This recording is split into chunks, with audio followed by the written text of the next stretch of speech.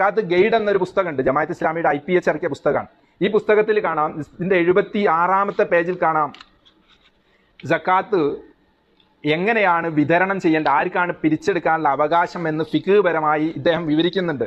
Doctor A Haleem എന്ന് പറയുന്ന ജമാഅത്ത് ഇസ്ലാമിക്കാരനാണ് വിവരിക്കുന്നത്. ജമാഅത്ത് ഇസ്ലാമിയുടെ ബുക്കാണ്. ഒരു കാര്യം ഉറപ്പ്, ഇന്ന് നമ്മുടെ ലൈവിൽ ഉദ്ധരിക്കുന്ന വിഷയത്തിൽ ഒരിക്കലും സമസ്തയുടെ ഒരു ബുക്കും കടന്നു വരില്ല, സലഫികളുടെ പുസ്തകം കടന്നു വരില്ല, ലീഗിൻ്റെതോ മാർക്സിസ്റ്റ് പാർട്ടിൻ്റെയോ BJPൻ്റെയോ കോൺഗ്രസിൻ്റെ ഒന്നും വരില്ല.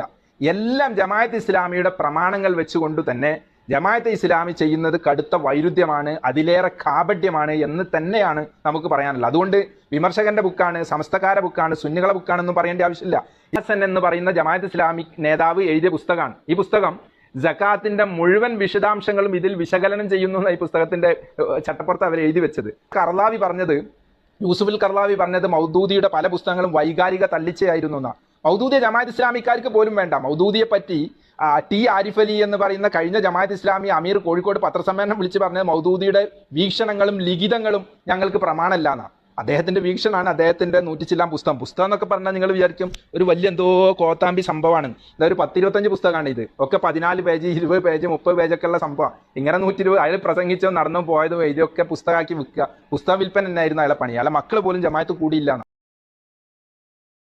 അസ്സലാമു അലൈക്കും വറഹ്മത്തുള്ളാഹി വബറകാതുഹു. ബിസ്മില്ലാ ലക്കൽ ഹംദു യാ റബ്ബി യാ അല്ലാഹു യാ മഅബൂദ്. അല്ലാഹുമ്മ സ്വല്ലി വസല്ലിം അലാ റസൂലിക സയ്യിദിനാ മുഹമ്മദിൻ വഅലാ ആലിഹി വസഹ്ബിഹി വസല്ലിം. സ്നേഹാദരവുകൾ നിറഞ്ഞ പ്രിയപ്പെട്ട ജ്യേഷ്ഠാനുജന്മാരെ, ശ്രോതാക്കളെ, ഇന്ന് നമ്മുടെ വിഷയം ജമാഅത്തെ ഇസ്ലാമി ബന്ധപ്പെട്ട് നടക്കുന്ന സക്കാത്ത് ശേഖരണവും അത് ബന്ധപ്പെട്ട് അവർ നടത്തുന്ന വക മാറ്റിയുള്ള അഴിമതികളും അതിൻ്റെ പ്രാമാണികമായ അവശതകളുമൊക്കെ ഉൾപ്പെട്ട വിഷയങ്ങളാണ്. പ്രിയപ്പെട്ട കൂട്ടുകാരെ, വളരെ പ്രധാനപ്പെട്ട ഒരു വിഷയത്തിനെ കുറിച്ചാണ് ഇന്ന് നമുക്ക് പെട്ടെന്ന് സംസാരിക്കാനുള്ളത്. 2-3 ലൈവിലൂടെ തുടരെ പറഞ്ഞു തീർക്കേണ്ട ഒരു വിഷയമാണ്. ഇസ്ലാമിൻ്റെ പഞ്ചസ്തംഭങ്ങളിലൊന്നായ സക്കാത്ത്, അത് പാവപ്പെട്ടവർക്ക് പ്രത്യേകം കണക്കാക്കിയത് ഇസ്ലാമിലെ സമ്പന്നരിൽ നിന്ന് വർഷം പൂർത്തിയാകുമ്പോൾ നീക്കി വെക്കേണ്ട സക്കാത്ത് സമ്പത്ത്, അത് അതിൻ്റെ അർഹരായ ആളുകളുടെ കയ്യിൽ നിന്ന് തട്ടിപ്പറിക്കുകയും അത് അവരിലേക്ക് എത്തിക്കാതെ അത് മറ്റൊരു വഴിയിലൂടെ ചെലവഴിക്കുന്ന പ്രവൃത്തി 2000 മുതൽ ജമാഅത്തെ ഇസ്ലാമി ചെയ്തുകൊണ്ടിരിക്കുകയാണ്. അതിനെക്കുറിച്ചാണ് നമുക്ക് സംസാരിക്കാനുള്ളത്. മാത്രമല്ല, ഇതൊരു വലിയ വിഷയമായി കേരളത്തിലെ മുഴുവൻ ജാതി മത ഭേദവർഗ ദേശഭാഷ വ്യത്യാസമില്ലാതെ മുഴുവൻ മനുഷ്യരും ഒരു ചർച്ചയായി എടുക്കേണ്ട ഒരു വിഷയമാണ് എന്നാണ് ഞാൻ മനസ്സിലാക്കുന്നത്. കാരണം മുസ്ലിമീങ്ങളുടെ കോടിക്കണക്കിന് വരുന്ന സക്കാത്ത് സമ്പത്ത് ജമാഅത്തെ ഇസ്ലാമി അവരുടെ സംഘടന വലുതാക്കാൻ വേണ്ടി വ്യാപകമായി കൊള്ളയടിച്ച് ഉപയോഗപ്പെടുത്തിക്കൊണ്ടിരിക്കുകയാണ്. അതിനെക്കുറിച്ചാണ് നമുക്ക് പറയേണ്ടത്. ഒരു കാര്യം ഉറപ്പ്, സക്കാത്ത് ഒരു കാരണവശാലും ഇസ്ലാമിക ഗവൺമെൻറ് അല്ലാത്ത ഒരു കമ്മിറ്റിക്ക് പിരിച്ചെടുക്കാനോ അത് ശേഖരിക്കാനോ അത് ഉപയോഗപ്പെടുത്താനോ ഇസ്ലാമിൽ ഒരു നിയമവുമില്ല. ഇസ്ലാമിൽ എല്ലാത്തിനും നിയമമുണ്ട്. ഇന്ന ദീന ഇൻദല്ലാഹിൽ ഇസ്ലാം എന്നാണ്. ഇസ്ലാം അള്ളാഹുവിൻ്റെ ദീനാണ്. ഓരോ വിഷയവും എങ്ങനെ ചെയ്യണം, എങ്ങനെ പറയണം എന്ന് കൃത്യമായി ഇസ്ലാം രേഖപ്പെടുത്തി വെച്ചിട്ടുണ്ട്. എത്രത്തോളം എന്ന് വെച്ചാൽ, ജിനോം കോഡ് കണ്ടെത്തുന്നതിൻ്റെ മുമ്പ്, അല്ലെ ടെസ്റ്റ് ട്യൂബ് ശിശു കണ്ടെത്തുന്നതിൻ്റെ മുമ്പ്, അതല്ലെങ്കിൽ ചന്ദ്രനിൽ ശാസ്ത്രജ്ഞന്മാർ എത്തിപ്പെടുന്നതിൻ്റെ മുമ്പ്, ആ ചന്ദ്രനിൽ പോയാൽ എങ്ങോട്ട് തിരിഞ്ഞ് നിസ്കരിക്കണം, അല്ലെങ്കിൽ ജിനോം കോഡിൽ ഒരു കുഞ്ഞ് ജനിച്ചാൽ, ടെസ്റ്റ് ട്യൂബ് ശിശുവിലൂടെ ഒരു കുഞ്ഞ് ജനിച്ചാൽ, ക്ലോണിങ്ങിലൂടെ ഒരു കുഞ്ഞ് ജനിച്ചാൽ ആ കുഞ്ഞിൻ്റെ മതവിധി എന്താണ് എന്ന് പോലും ക്ലോണിങ്ങിനെ കുറിച്ച് ശാസ്ത്രജ്ഞന്മാർ ചിന്തിക്കുന്നതിൻ്റെ 10 നൂറ്റാണ്ട് മുമ്പ് മതപണ്ഡിതന്മാർ എഴുതി വെച്ചിട്ടുണ്ട്. അത്രയും വളരെ കടഞ്ഞെടുത്ത ശുദ്ധികലശം നടത്തിയ പ്രസ്ഥാനമാണ് ഇസ്ലാം.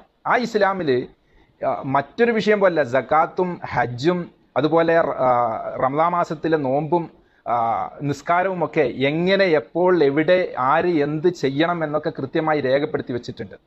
നമുക്കറിയാം, കേരളത്തിൽ ഇസ്ലാം ദീന് വരുന്നത് നമുക്ക് എല്ലാവർക്കും അറിയാവുന്നതാണ്. കൊടുങ്ങല്ലൂർ മാലിക് ദീനാർ മസ്ജിദും മറ്റുമൊക്കെ കേരളത്തിൽ 10ഓളം മസ്ജിദുകൾ ഉള്ളതൊക്കെ എല്ലാവർക്കും അറിയാവുന്ന വിഷയമാണ്.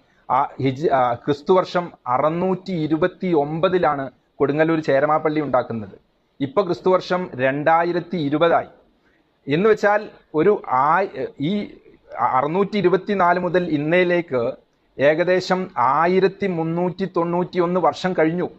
ഈ വർഷത്തെ കാലയളവ് നോക്കുമ്പോൾ ഈ പണ്ഡിതന്മാർ, കഴിഞ്ഞ കാലത്തെ സ്വഹാബത്തോ അവിടുത്തെ പാരമ്പര്യമായി കേരളത്തിൽ ഇസ്ലാം മതം പ്രചരിപ്പിച്ച ഒരു പണ്ഡിതന്മാരോ ഒരു കമ്മിറ്റിയോ ഒരു വ്യക്തികളോ ഒരു പ്രസ്ഥാനമോ സക്കാത്ത് ശേഖരിച്ചിട്ടില്ല.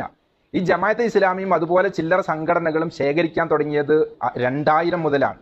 അതിനെപ്പറ്റി മൗദൂദി, അബുൽ മൗദൂദി കുത്തുബാത്തിൽ, അദ്ദേഹത്തിന്റെ പ്രശസ്തമായ ഒരു ഗ്രന്ഥമാണ് കുത്തുബാത്ത്, വിവാദമായ ഗ്രന്ഥം. ഇതിന്റെ ചട്ടമലൻ എഴുതി വെച്ചിട്ട് വിവാദപരമെന്ന് ഖ്യാതി കൂടി നേടിയ ഗ്രന്ഥമെന്നാണ്. ഈ ഗ്രന്ഥത്തില് മൗദൂദി 1939 എന്ന് വെച്ചാൽ ജമാഅത്ത് ഇസ്ലാമി ഉണ്ടാക്കുന്നതിന്റെ 2 വർഷം മുന്നേ പ്രസംഗിച്ച ഒരു ഗ്രന്ഥമാണിത്. അദ്ദേഹം പട്ടാങ്കോട്ട് അവരുടെ കേന്ദ്രത്തിൽ, മൗദൂദിയുടെ കേന്ദ്രത്തിൽ പലപ്പോഴും ഖുതുബക്ക് ഉറുദുവിൽ നടത്തിയ പ്രസംഗം പിന്നീട് പുസ്തകമാക്കി ആക്കിയതാണ്. ഈ പുസ്തകത്തിന്റെ 210 പേജ് നോക്കുമ്പോൾ കാണാം, സക്കാത്ത് അക്കാലഘട്ടത്തിൽ ശേഖരിക്കലില്ലാത്തത് കൊണ്ട് മൗദൂദി സക്കാത്തിനെ കുറിച്ച് വ്യക്തമായി പറഞ്ഞുകൊണ്ട് പറയുന്നു, സക്കാത്ത് മുഴുവനും ഇസ്ലാമിക ഭരണകൂടത്തിലെ ഉദ്യോഗസ്ഥന്മാർ ശേഖരിക്കുകയും കേന്ദ്രത്തിൽ നിന്നുള്ള കൽപ്പന അനുസരിച്ച് വിതരണം നടത്തുകയുമാണ് ചെയ്തിരുന്നത്. ഇസ്ലാമിക ഭരണകൂടത്തിനെ കുറിച്ചാണ് പറയുന്നത്. ഇന്ന് ഇസ്ലാമിക ഭരണകൂടവും സക്കാത്ത് പിരിച്ചെടുത്ത് വ്യവസ്ഥ പ്രകാരം വിതരണം ചെയ്യുവാനുള്ള ഏർപ്പാടുകളും ഇല്ലാത്ത സ്ഥിതിക്ക് ഓരോരുത്തർക്കും താങ്കളുടെ സക്കാത്ത് ഇസ്ലാം നിർദ്ദേശിക്കുന്ന മാർഗത്തിൽ സ്വന്തം നിലക്ക് ചിലവഴിക്കാമെങ്കിലും സക്കാത്ത് ശേഖരിച്ച് വിതരണം ചെയ്യുവാനുള്ള ഒരു സാമൂഹിക പദ്ധതി ഏർപ്പെടുത്തുന്നതിനെ കുറിച്ച് ചിന്തിക്കേണ്ടത് എല്ലാ മുസ്ലിമീങ്ങളുടെയും ഒഴിച്ചുകൂടാനാവാത്ത കർത്തവ്യമാകുന്നു. ഇത് മൗദൂദി പറയുന്നത് ജമാഅത്ത് ഇസ്ലാമി ഉണ്ടാക്കുന്നതിന്റെ രണ്ട് വർഷം മുന്നേ 39 മൗദൂദി ഇത് പറയുന്നത്. അപ്പൊ അന്ന് വരെ ഇങ്ങനൊരു സംവിധാനമില്ല. ഇസ്ലാമിക ഭരണകൂടത്തിലുണ്ട്, അവർക്ക് പല സംവിധാനങ്ങളുണ്ട്. ഇസ്ലാമിക രാജ്യം മാത്രമായ പോരാ, ശരീഅത്ത് പ്രകാരം ഭരണം നടക്കുന്ന സ്ഥലങ്ങളിൽ ഇസ്ലാമിക ഗവൺമെന്റിന് സക്കാത്ത് പിരിച്ചെടുക്കാനും അത് നിർബന്ധമായിട്ടും വാങ്ങിച്ചെടുക്കാനും തരാത്തവൻക്ക് നേരെ യുദ്ധം ചെയ്ത് ഗംഭീരമായ യുദ്ധം തന്നെ നടത്തി ബലമായി തന്നെ പിടിച്ചെടുക്കാനുള്ള അവകാശമുണ്ട്. മാത്രമല്ല അവർക്ക് കട്ടവന്റെ കൈ മുറിക്കാനുള്ള അവകാശമുണ്ട്. മാത്രമല്ല അവർക്ക് വ്യഭിചരിച്ചവനെ എറിഞ്ഞു കൊല്ലാനുള്ള അവകാശമുണ്ട്. അതൊന്നും നമ്മളുടെ പോലത്തെ ഒരു മതേതര രാജ്യത്ത്, ഇന്ത്യ പോലത്തെ ഒരു മതേതര രാജ്യത്തോ അല്ലെങ്കിൽ ഇസ്ലാമിക ഭരണകൂടം ഇല്ലാത്ത ഒരു സ്ഥലങ്ങളിലോ ഒരു കാരണവശാലും അനുവദനീയമല്ല, പാടില്ലാത്തൊരു കാര്യമാണ്. ഇതൊക്കെ അറിയുന്നത് കൊണ്ട് തന്നെയാണ് ഈ 1400 വർഷം ഇന്ത്യയിൽ കേരളത്തിലൊക്കെ ജീവിച്ച മഹാപണ്ഡിതന്മാർ, സൈനുദ്ദീൻ മഖ്ദൂമിനെ പോലത്തെ വലിയ പണ്ഡിതന്മാർ, ലോകമറിയപ്പെട്ട പണ്ഡിതന്മാരുണ്ടായിട്ട് പോലും അവർ ഇതിനെക്കുറിച്ച് ചിന്തിക്കാതിരിക്കുന്നത്. പക്ഷെ ജമാഅത്ത് ഇസ്ലാമി ഇങ്ങനെ വളഞ്ഞ വഴിയിലൂടെ ചെയ്യുമ്പോഴും മൗദൂദി പിന്നീട് അവർക്ക് കണ്ടെത്തി കൊടുക്കുന്നത് ജമാഅത്തെ ഇസ്ലാമിക്കാരുടെ സക്കാത്ത് ശേഖരിക്കുന്നതിനെ കുറിച്ചാണ്. അവര് സത്യസാക്ഷ്യം എന്നൊരു പുസ്തകമുണ്ട് ജമാഅത്ത് ഇസ്ലാമിക്ക്. മൗദൂദി ജമാഅത്ത് ഇസ്ലാമിയാണ് ശരി എന്ന് അവതരിപ്പിക്കാനും ഒരു സത്യപ്രസ്ഥാനവും ലോകത്തില്ലാത്തത് കൊണ്ട് അന്ന് പാകിസ്ഥാനിൽ വെച്ച് മൗദൂദി ജമാഅത്ത് ഇസ്ലാമി ഉണ്ടാക്കിയത് മറ്റൊരു പ്രസ്ഥാനം, ശുദ്ധ പ്രസ്ഥാനം ഇല്ലാത്തത് കൊണ്ടാണെന്നും പ്രസ്ഥാനമില്ലാതെ സംഘടനയില്ലാതെ നിസ്കരിച്ചിട്ടും നോമ്പോറ്റിട്ടൊന്നും ഒരു കാര്യമില്ല, ഇസ്ലാമിന് പുറത്താണെന്നൊക്കെ മൗദൂദി എഴുതി വെച്ച ഒരു പുസ്തകമാണിത്. ചെറിയ പുസ്തകമാണ്. ഈ പുസ്തകത്തിൽ മൗദൂദി പറയുന്നത് ഇതിന്റെ 37 പേജിൽ, സംഘടന കൂടാതെ ഇസ്ലാമില്ല, നേതൃത്വമില്ലാതെ സംഘടനയില്ല, അനുസരണയില്ലാതെ നേതൃത്വവുമില്ല എന്നൊക്കെ പറഞ്ഞിട്ട് അദ്ദേഹത്തിന്റെ ഇഖാമത്തുദ്ദീനിനെ കുറിച്ച് പറയുകയാണ്. എന്നിട്ട് അദ്ദേഹം പറയാണ്, ഈ അദ്ദേഹത്തിന്റെ പ്രസ്ഥാനത്തിൽ ജമാഅത്ത് ഇസ്ലാമിയെ കുറിച്ച് മൗദൂദി പറയാം, ഇഖാമത്തുദ്ദീനും സത്യസാക്ഷ്യ നിർവഹണത്തിനും വേണ്ടിയുള്ള ത്യാഗപരിശ്രമങ്ങൾക്കായി രൂപപ്പെടുന്ന സംഘടനയുടെ നേതാവിന് അമീർ എന്നോ ഇമാം എന്നോ ഉപയോഗിക്കുന്നത് തികച്ചും ശരിയും ന്യായവുമാണെന്ന് ഞങ്ങൾ മനസ്സിലാക്കിയിട്ടുള്ളത്. അതായത് ജമാഅത്ത് ഇസ്ലാമിയുടെ അമീർ, അത് ഇസ്ലാമിക ലോകത്തെ ഒരു അമീറാക്കി ഇയാൾ അവതരിപ്പിക്കുകയാണ്. എന്നിട്ട് ഇയാൾ പറയാണ്, എന്നാൽ ഇമാം എന്ന പദത്തിൽ ചില പ്രത്യേക അർത്ഥങ്ങൾ പറ്റിപ്പിടിച്ചിട്ടുള്ളത് നിമിത്തം കുഴപ്പങ്ങളിൽ നിന്ന് രക്ഷപ്പെടുവാനായി പ്രസ്തുത വാക്ക് ഉപേക്ഷിച്ച് അമീർ എന്ന പദമാണ് ഞങ്ങൾ ഉപയോഗിക്കുന്നത്. അത് പറഞ്ഞിട്ട് അദ്ദേഹം പറയും, ഇவ்விധം സംഘടനയുടെ നേതാവായി തെരഞ്ഞെടുക്കപ്പെടുന്ന വ്യക്തിക്ക്, അന്ന് ഈ മൗദൂദിയാണ് ഈ അമീർ, അദ്ദേഹം പറയും, ഇவ்விധം തെരഞ്ഞെടുക്കുന്ന ഒരു വ്യക്തിക്ക് സക്കാത്ത് പിരിച്ചെടുക്കാൻ അവകാശമില്ലെന്നും ഇസ്ലാമിക ഗവൺമെന്റിന്റെ അമീറിന് മാത്രമേ അതിന് അധികാരമുള്ളൂ എന്നും അതിവിചിത്രമായ ഒരു ആക്ഷേപവും ഇവിടെ കേൾക്കാൻ കഴിഞ്ഞു. ഇദ്ദേഹം ഒപ്പിച്ചുണ്ടാക്കുകയാണ്. അല്ല, ഇസ്ലാം എന്നല്ല, ഇദ്ദേഹത്തിന്റെ തലയിൽ, മൗദൂദി സാഹിബിന്റെ തലയിൽ ഊറി വരുന്ന ഒരു ആശയം അദ്ദേഹം അവതരിപ്പിക്കുകയാണ് സക്കാത്ത് പിരിച്ചെടുക്കാൻ വേണ്ടിയിട്ട്. എന്നിട്ട് പറയാൻ, സക്കാത്ത് പിരിച്ചെടുക്കുന്നത് സംബന്ധിച്ച് ഞങ്ങളുടെ പരിപാടി ആക്ഷേപം പുറപ്പെടുപ്പിക്കുന്നവർക്ക് ഒരുപക്ഷെ മനസ്സിലാക്കാൻ കഴിഞ്ഞിട്ടുണ്ടായിരിക്കില്ല. മുസ്ലിമീങ്ങളെല്ലാം അവരുടെ സക്കാത്ത് ബൈത്തുൽ മാലിൽ കൊണ്ടുവന്നടയ്ക്കണമെന്ന് ഞങ്ങൾ ആവശ്യപ്പെട്ടിട്ടില്ല. ഞങ്ങളെ ഏൽപ്പിക്കാത്തവരുടെ സക്കാത്ത് വീടുകയില്ലെന്ന് ഞങ്ങൾ ഒരിക്കലും പുറത്തു പറഞ്ഞിട്ടില്ല. അത് സക്കാത്ത് ജമാഅത്തിന്റെ ബൈത്തുൽ മാലിൽ അടയ്ക്കണമെന്ന് ഞങ്ങളുടെ ജമാഅത്തിലെ അംഗങ്ങളോട് മാത്രമേ ഞങ്ങൾ ആവശ്യപ്പെട്ടിട്ടുള്ളൂ. എന്ന് വെച്ചാൽ അക്കാലം മുതൽ ജമാഅത്തിന്റെ അംഗങ്ങൾക്ക് മാത്രമായി ഒരു ബൈത്തുൽ മാൽ എന്ന സക്കാത്ത് സംവിധാനം മൗദൂദി ഏർപ്പെടുത്തുകയാണ്. ഇപ്പോൾ 2000 മുതലാണ് കേരളത്തിലൊക്കെ സക്കാത്ത് എല്ലാവരോടും മേടിക്കുന്നതെങ്കിലും നേരത്തെ ജമാഅത്ത് ഇസ്ലാമിക്കാർ അവരെ സക്കാത്ത് ആർക്കും കൊടുക്കില്ല. മറ്റുള്ളത് മുഴുവൻ മേടിച്ച് അവർ പുട്ടടിക്കെങ്കിലും അവരത് ആർക്കും അന്ന് മുതലേ കൊടുക്കില്ല. ജമാഅത്തിന്റെ 1ാമത്തെ കൊല്ലം മുതലേ അവരെ സക്കാത്ത് ആർക്കും കൊടുക്കില്ല. അവർക്ക് ഇത് അറിയുള്ളൂ, ഇതറിയില്ല എന്നർത്ഥം. കൊടുക്കാൻ അറിയില്ല, മേടിക്കാൻ അറിയില്ല അർത്ഥം. എന്നിട്ട് മൗദൂദി വീണ്ടും ന്യായീകരിക്കുക. നമസ്കാരം സംഘടിതമായി വീടുകളിൽ വെച്ച് നിർവഹിക്കുന്നതിന് പകരം നിർവഹിക്കുന്ന ജനങ്ങളോട് നിർവഹിക്കാൻ പറയുമ്പോൾ എന്തുകൊണ്ട് സക്കാത്ത് ഒറ്റക്കെട്ടായി നിർവഹിക്കാൻ പറഞ്ഞുകൂടാന്ന് അദ്ദേഹത്തിന്റെ ഒരു ന്യായീകരണം. എന്നിട്ട് പിന്നെ അദ്ദേഹം പറയാണ്, വരിസംഖ്യ പിരിക്കുകയാണെങ്കിൽ തരക്കേടില്ല, പ്രവേശന ഫീസും അംഗത്വ ഫീസും നിശ്ചയിക്കുകയാണെങ്കിൽ അതും നല്ലത്. പക്ഷേ അള്ളാഹും റസൂൽ നിശ്ചയിച്ച കർത്തവ്യം നിർവഹിക്കുവാനായി ഉത്ബോധിപ്പിക്കുകയാണെങ്കിൽ അങ്ങേയറ്റം നിഷിദ്ധം. എത്ര വിചിത്രമാണിത്! മൗദൂദി ചോദിക്കുക. മൗദൂദിക്ക് ദീനിലോ ഇസ്ലാമിലോ അല്ല പ്രമാണം. മൗദൂദി സാഹിബ് പറയുന്നത് മറ്റുള്ളവര് അംഗത്വ ഫീസും വരിസംഖ്യയും പ്രവേശന ഫീസും ഒക്കെ പിരിക്കുന്നുണ്ടെങ്കിൽ എന്തുകൊണ്ട് നമുക്ക് സക്കാത്ത് പിരിച്ചുകൂടാ? എന്തൊരു ന്യായാണ്! അദ്ദേഹം പറയാണ്, അങ്ങനെയാണ് ജമാഅത്ത് ഇസ്ലാമി അണികളുടെ ഇടയിലൂടെ സക്കാത്ത് പിരിക്കുന്ന സംവിധാനം ഏർപ്പെടുത്തുന്നത്. 2000 ഒക്ടോബർ കേരളത്തിൽ 2000 ഒക്ടോബറിലാണ് ഈ സംവിധാനം അവർ കൊണ്ടുവരുന്നത്. അതിനു മുമ്പ് 1984 ശരീഅത്ത് പതിപ്പ്, പ്രബോധനത്തിന്റെ ശരീഅത്ത് പതിപ്പിന്റെ കോപ്പിയാണിത്. ഇതിൽ സിദ്ദീഖ് ഹസൻ സാഹിബ് പറയുന്നുണ്ട്, ഒരു ഭരണകൂടത്തിന് മാത്രം ചെയ്യാൻ കഴിയുന്ന ഒട്ടേറെ നിയമനിർദ്ദേശങ്ങൾ വിശുദ്ധ ഖുർആനിൽ കാണാം.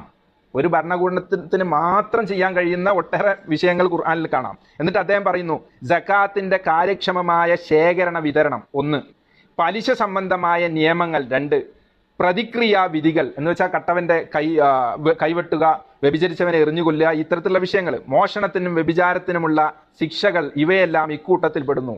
ഭരണകൂടത്തിന് മാത്രം ചെയ്യാൻ പറ്റിയ വിഷയങ്ങളാണ് ഇസ്ലാമിൽ എന്ന് ശരീഅത്ത് പതിപ്പിൽ സിദ്ദീഖ് ഹസൻ സാഹിബ് അതിന്റെ 11ാമത്തെ പേജിൽ എഴുതുന്നു. 1984 1984 സക്കാത്ത് പിരിക്കാൻ പാടില്ല എന്നും അത് ഭരണകൂടത്തിന് മാത്രം ഉള്ളതാണ് എന്നും സിദ്ദീഖ് ഹസൻ എന്ന നേതാവ് പറയുമ്പോൾ 2000 ആകുമ്പോഴേക്ക് അവർക്ക് എവിടുന്നാണ് ഈ ഖുർആന്റെ ആയത്ത് കിട്ടിയത്? എങ്ങനെയാണ് അവർക്ക് ഈ സക്കാത്ത് പിരിച്ചെടുക്കാം? ഭരണകൂടമല്ലാതെ സക്കാത്ത് കമ്മിറ്റിക്ക്, ജമാഅത്ത് ഇസ്ലാമിക്ക് പിരിച്ചു വാങ്ങിച്ചിട്ട് പാവപ്പെട്ട കോടിക്കണക്കിന് മുസ്ലിമീങ്ങളുടെ സക്കാത്ത് അത് പുട്ടടിക്കാം, അവർക്ക് മേടിച്ച് ശേഖരിച്ച് അവരതിൻ്റെ ഒരു മുതലാളിമാരാവാൻ ഈ സിദ്ദീഖ് ഹസൻ 84 എഴുതിയതിനു ശേഷം പിന്നെ അവരെ ഓഫീസിൽ ജിബ്രീൽ വന്നതാണോ? എങ്ങനെയാണ് ഇത് സംഭവിക്കുന്നത്? ഇവിടെയാണ് നമ്മൾ ചിന്തിക്കേണ്ടത്. ജമാഅത്ത് ഇസ്ലാമി ഒരു പ്രത്യേകമായ ലക്ഷ്യത്തോടുകൂടെ സാമ്പത്തിക സ്രോതസ് ഉണ്ടാക്കാൻ വേണ്ടിയിട്ടാണ് അവർ സക്കാത്ത് പിരിച്ചെടുക്കുന്നത്.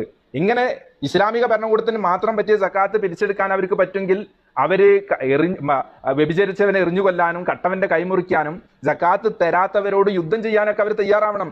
സക്കാത്ത് ഗൈഡ് എന്നൊരു പുസ്തകമുണ്ട്, ജമാഅത്ത് ഇസ്ലാമിയുടെ IPH ഇറക്കിയ പുസ്തകമാണ്. ഈ പുസ്തകത്തിൽ കാണാം, ഇതിന്റെ 76ാമത്തെ പേജിൽ കാണാം, സക്കാത്ത് എങ്ങനെയാണ് വിതരണം ചെയ്യേണ്ട, ആർക്കാണ് പിരിച്ചെടുക്കാനുള്ള അവകാശം എന്ന് ഫിഖ് പരമായി ഇദ്ദേഹം വിവരിക്കുന്നുണ്ട്. ഡോക്ടർ A ഹലീം എന്ന് പറയുന്ന ജമാഅത്ത് ഇസ്ലാമിക്കാരനാണ് വിവരിക്കുന്നത്. ജമാഅത്ത് ഇസ്ലാമിയുടെ ബുക്കാണ്. ഒരു കാര്യം ഉറപ്പ്, ഇന്ന് നമ്മുടെ ലൈവിൽ ഉദ്ധരിക്കുന്ന വിഷയത്തിൽ ഒരിക്കലും സമസ്തയുടെ ഒരു ബുക്കും കടന്നു വരില്ല, സലഫികളുടെ പുസ്തകം കടന്നു വരില്ല, ലീഗിൻ്റെതോ മാർക്സിസ്റ്റ് പാർട്ടിൻ്റെയോ BJPൻ്റെയോ കോൺഗ്രസിൻ്റെ ഒന്നും വരില്ല. എല്ലാം ജമാഅത്ത് ഇസ്ലാമിയുടെ പ്രമാണങ്ങൾ വെച്ചുകൊണ്ട് തന്നെ ജമാഅത്ത് ഇസ്ലാമി ചെയ്യുന്നത് കടുത്ത വൈരുദ്ധ്യമാണ്, അതിലേറെ കാപഢ്യമാണ് എന്ന് തന്നെയാണ് നമുക്ക് പറയാനുള്ളത്. അതുകൊണ്ട് വിമർശകന്റെ ബുക്കാണ്, സമസ്തക്കാരുടെ ബുക്കാണ്, സുന്നികളെ ബുക്കാണെന്നും പറയേണ്ട ആവശ്യമില്ല. ഈ ഗൈഡ്, സക്കാത്ത് ഗൈഡ് എന്ന് പറയുന്ന ഈ തട്ടിപ്പ് ഗ്രന്ഥത്തിൽ ഇദ്ദേഹം പറയുന്നുണ്ട്, എന്താണ് സക്കാത്ത് ശേഖരിക്കാൻ 3 ടീമിന് മാത്രമേ അവകാശമുള്ളൂ. 1, ഭരണാധികാരിയെ അല്ലെങ്കിൽ ന്യായാധിപനെ ഏൽപ്പിക്കുക. ഒരു വഴി അതാണ്. 2ാമത്തെ വഴി പറയുന്നത് സക്കാത്ത് ദായകൻ, അതായത് ധനത്തിന്റെ ഉടമ നേരിട്ട് അവകാശികളെ കണ്ടെത്തി വിതരണം ചെയ്യുക. 3, സക്കാത്ത് ധനം വിതരണം ചെയ്യുന്നതിനായി സമ്പന്നർ 1 അതിൽ കൂടുതൽ ആളുകളെയോ ചുമതലപ്പെടുത്തുക. എന്ന് വെച്ചാൽ ഒരു മുതലാളിക്ക് സക്കാത്ത് കൊടുക്കാനുണ്ട്, ഒന്നുകിൽ അയാൾ ഇസ്ലാമിക ഭരണ ലോകത്താണെങ്കിൽ അവിടുത്തെ ന്യായാധിപനെ, അവിടുത്തെ ഇമാമിനെ, അവിടുത്തെ അമീറിനെ, അല്ലെങ്കിൽ അവിടുത്തെ സക്കാത്ത് കമ്മിറ്റിനെ, ഇസ്ലാമിക രാജ്യത്തെ സക്കാത്ത് കമ്മിറ്റിനെ ഏൽപ്പിക്കുക. അതല്ലെങ്കിൽ അദ്ദേഹം തന്നെ നേരിട്ട് കൊണ്ടുപോയി കൊടുക്കുക. 3ാമത്തെ ഒരു വിഷയം, വലിയ മുതലാളിമാരും മറ്റും തിരക്കുള്ളവരൊക്കെ ആകുമ്പോൾ അവരേതെങ്കിലും ഒരു സ്റ്റാഫിനെ അല്ലെങ്കിൽ ഏതെങ്കിലും വിശ്വസിക്കാൻ പറ്റിയ ഒരാളെ അല്ലെങ്കിൽ 2 ആളുകളെ വിളിച്ചേൽപ്പിക്കുക. ഇന്ന നാട്ടിൽ സക്കാത്ത് കൊടുക്കാൻ നിന്നെ ഞാൻ അധികാരപ്പെടുത്തി എന്ന് പറഞ്ഞിട്ട് അവരെ നിർബന്ധമായിട്ട് ഏൽപ്പിച്ച് അവരെ കൊണ്ട് തന്നെ കൊടുപ്പിച്ച് അതിന്റെ കണക്ക് പഠിക്കുക, ഇയാൾ എന്നെ മാനേജ് ചെയ്തുകൊണ്ട് ചെയ്യുക എന്നാണ് ഇവരെത്തുള്ളത് ഈ പുസ്തകത്തിൽ പറയുന്നത്. മാത്രമല്ല ഈ പുസ്തകത്തിന്റെ 21-ാമത്തെ പേജിൽ കാണാം, ഈ പുസ്തകത്തിന്റെ 21-ാമത്തെ പേജിൽ ജമാഅത്ത് ഇസ്ലാമി ഇദ്ദേഹം വിവരിക്കുന്ന സക്കാത്ത് അഥവാ പിരിച്ചെടുക്കാൻ അവകാശം ഇസ്ലാമിക് ഗവൺമെന്റിന് ആയതുകൊണ്ട് തന്നെ അത് തരുന്നില്ലെങ്കിൽ അവരിൽ നിന്ന് ബലം പ്രയോഗിച്ച് മേടിക്കണം. സക്കാത്ത് കൊടുക്കണമെന്ന് വിശ്വസിക്കുന്നതോടൊപ്പം അത് ഒരാൾ അലസത കൊണ്ടോ മറ്റോ ഇനി തരാത്ത പക്ഷം അദ്ദേഹത്തിന്റെ ചെയ്യേണ്ട പണി ജമാഅത്ത് ഇസ്ലാമി പറയുന്നുണ്ട്. അവരിൽ നിന്ന് ബലം ഉപയോഗിച്ച് സക്കാത്ത് പിരിച്ചെടുക്കേണ്ടതും അനുയോജ്യമായ ശിക്ഷ നൽകേണ്ടതും ഇസ്ലാമിക ഭരണകർത്താവിന്റെ ചുമതലയാണ്. ഒരു വിഭാഗം സക്കാത്ത് നൽകാൻ വിസമ്മതിക്കുന്നതോടൊപ്പം അവർക്ക് ശക്തിയും പ്രാബല്യവും ഉണ്ടെങ്കിൽ സക്കാത്ത് നൽകുന്നത് വരെ അവരോട് യുദ്ധം ചെയ്യേണ്ടതാണ്. ജമാഅത്ത് ഇസ്ലാമി അപ്പോൾ ഒരു കാര്യം ചെയ്യണം, മുസ്ലിമീങ്ങളെ സമ്പത്ത് വാരിക്കൂട്ടുന്നതിൻ്റെ ഇടയ്ക്ക് തരാത്ത കുറേ ആളുകൾ ഉണ്ടാവും, അവരോട് യുദ്ധം ചെയ്യാനും കൂടെ തീരുമാനിക്കണം. എന്നാലിപ്പോൾ അത് തീരുമാനമാവുള്ളൂ. നിങ്ങൾ എന്തായാലും ഒരു അമീർ ചുമതല ഇസ്ലാമിക ലോകത്തിന്റെ വലിയ ആളുകളായിട്ട് ഇറങ്ങിയതല്ല. നിങ്ങളെ ജമാഅത്ത് ഇസ്ലാമി കേരളത്തിൽ ഉണ്ടാക്കിയ അങ്ങനെ ഒരു ഫിത്ന നട്ട് വളർത്തിയ മുഹമ്മദ് അലി ഹാജി അദ്ദേഹം എഴുതാണ്, IPHന്റെ പുസ്തകമാണ്. അദ്ദേഹം പഞ്ചാബിൽ നിങ്ങളെ പട്ടാങ്കോട്ട് പോയപ്പോൾ അവിടെ മൗദൂദി ജീവിച്ചിരിക്കുന്ന കാലത്ത് കാണാൻ പോയപ്പോൾ അദ്ദേഹം അനുഭവം പറയാണ്, ഇതൊരു കൊച്ചു ഇസ്ലാമിക രാഷ്ട്രമാണ്. മൗദൂദി ഉള്ള പട്ടാങ്കോട്ടിനെ പറ്റി പറയാം. ഇവിടെ പള്ളിയുണ്ട്, പഠനമുറിയും ഓഫീസും പ്രസിദ്ധീകരണശാലയും ഗ്രന്ഥശാലയും ആശുപത്രിയും എല്ലാം ഉണ്ട്. സകലതും നിയന്ത്രിക്കുന്നത് ജമാഅത്ത് പ്രവർത്തകരാണ്. വിശാലമായൊരു പ്രദേശമാണിത്. വിവിധ ഭാഷക്കാരും വ്യത്യസ്ത വേഷക്കാരും അവിടെ ഒത്തുകൂടിയിട്ടുണ്ട്. ചിലരെല്ലാം കുടുംബസമേതമാണ് താമസം. ഈ രാഷ്ട്രത്തിലെ ഖലീഫ മൗലാന മൗദൂദി സാഹിബാണ്. മൗദൂദി ഉള്ള കാലത്ത് അയാൾ ആ ചുറ്റുവട്ടത്തുള്ള ഒരു കിണറിന് ഒരു രാഷ്ട്രം എന്ന് പേരിട്ടിട്ട് അത് അവിടുത്തെ ഖലീഫയായി. ആരാണ് ഇസ്ലാമിക ലോകത്ത് ഖലീഫക്ക് എന്തെല്ലാം പവർ വേണം. അപ്പോൾ ജമാഅത്ത് ഇസ്ലാമി സ്വപ്നം കാണുന്നത് അങ്ങനെയാണ്. അവര് മതരാഷ്ട്രം സ്വപ്നം കാണുന്ന ആളുകളാണ്. മതരാഷ്ട്രത്തിന്റെ ആ സ്വപ്നത്തിന്റെ ഭാഗമാണ് ഈ സക്കാത്ത് ശേഖരിച്ച് അവർ സൂക്ഷിക്കുക എന്നുള്ളത്. ഇനി ഘട്ടം ഘട്ടമായിട്ട് അവർക്ക് ശേഷി ഉണ്ടാകുമ്പോൾ യുദ്ധം ചെയ്യാനും പിടിച്ചെടുക്കാനും ഒന്നും അവർ മടിക്കില്ല എന്നർത്ഥം. പക്ഷെ ഇസ്ലാമിക ലോകത്ത് ഇതിനൊരു പഴുതുമില്ല. നിങ്ങൾ ബുദ്ധിപരമായി നമ്മൾക്കൊന്ന് ചിന്തിക്കാം പ്രിയപ്പെട്ട സുഹൃത്തുക്കളെ. കേരളത്തില് സമസ്തകള്, EK വിഭാഗം, AP വിഭാഗം, സംസ്ഥാന വിഭാഗം, ദക്ഷിണ വിഭാഗം എന്നൊക്കെ സമസ്ത കേരളത്തിൽ പരന്നു കിടക്കുന്നു. കാശ്മീർ മുതൽ കന്യാകുമാരി വരെ സുന്നികളുടെ കീഴിൽ വിവിധ സംരംഭങ്ങൾ, വിവിധ സ്ഥാപനങ്ങൾ, മർക്കസ്, മഅ്ദിന്, ദാറുൽ ഹുദ, നൂറുകണക്കിന് സ്ഥാപനങ്ങൾ സമസ്തകൾ നടത്തിക്കൊണ്ടിരിക്കുന്നു. സമസ്തയുടെ പണ്ഡിതന്മാർ അല്ലെ സുന്നി പണ്ഡിതന്മാർ എത്ര ത്യാഗം ചെയ്താണ് സ്വദേശത്തും വിദേശത്തും പിരിവെടുക്കുന്നത്. അവർക്ക് അറിയാത്തത് കൊണ്ടാണ് ഈ സക്കാത്ത് പിരിച്ചെടുക്കാനും അതുപോലെ തന്നെ സക്കാത്ത് ശേഖരിക്കാനും കോടിക്കണക്കിന് രൂപ ലഭ്യമാവാൻ അവർക്ക് അറിയാത്തത് കൊണ്ടാണോ? അറിയാത്തത് കൊണ്ടല്ല, മതത്തിൽ അങ്ങനെ ഒരു നിയമമേ ഇല്ല. അതാണ് ഇതിന്റെ ഗൗരവം, വലിയൊരു ഗൗരവമാണ്. ഞാൻ എൻ്റെ കൂട്ടുകാരോട് പറയുന്നു, നിങ്ങൾ തലയിൽ തൊപ്പി വെക്കണോ താടി വെക്കണോ അത് സുന്നത്ത്, വെച്ചാലും വെച്ചില്ലെങ്കിലും പ്രശ്നമില്ല. റവാത്തിബ് സുന്നത്ത് ളുഹറിന്റെ മുന്നിന് ശേഷം, അസറിന്റെ മുന്നേ, മഗ്രിബിന്റെ ശേഷം, ഇശാന്റെ മുന്നിന് ശേഷം ഇതൊക്കെ നിസ്കരിച്ചോ. നിസ്കരിച്ചില്ല വലിയൊരു കുഴപ്പമൊന്നുമില്ല, സുന്നത്താണ്. നിസ്കരിച്ചാൽ കൂരിട്ട് നിസ്കരിച്ചില്ല ഒരു കുഴപ്പമില്ല. അതുപോലെ തന്നെ നിങ്ങൾ മക്ബറയിൽ പോയോ, സുന്നത്ത് പോയില്ലെങ്കിൽ ഒരു കുഴപ്പമില്ല. ഓരോ വിഷയം അത്രേ ഉള്ളൂ. അതേസമയം ഈ സക്കാത്തിന്റെ വിഷയം, സക്കാത്ത് നമ്മൾക്ക് ധനമുള്ളവർക്ക് നിർബന്ധമായും കൊടുത്തേ പറ്റൂ.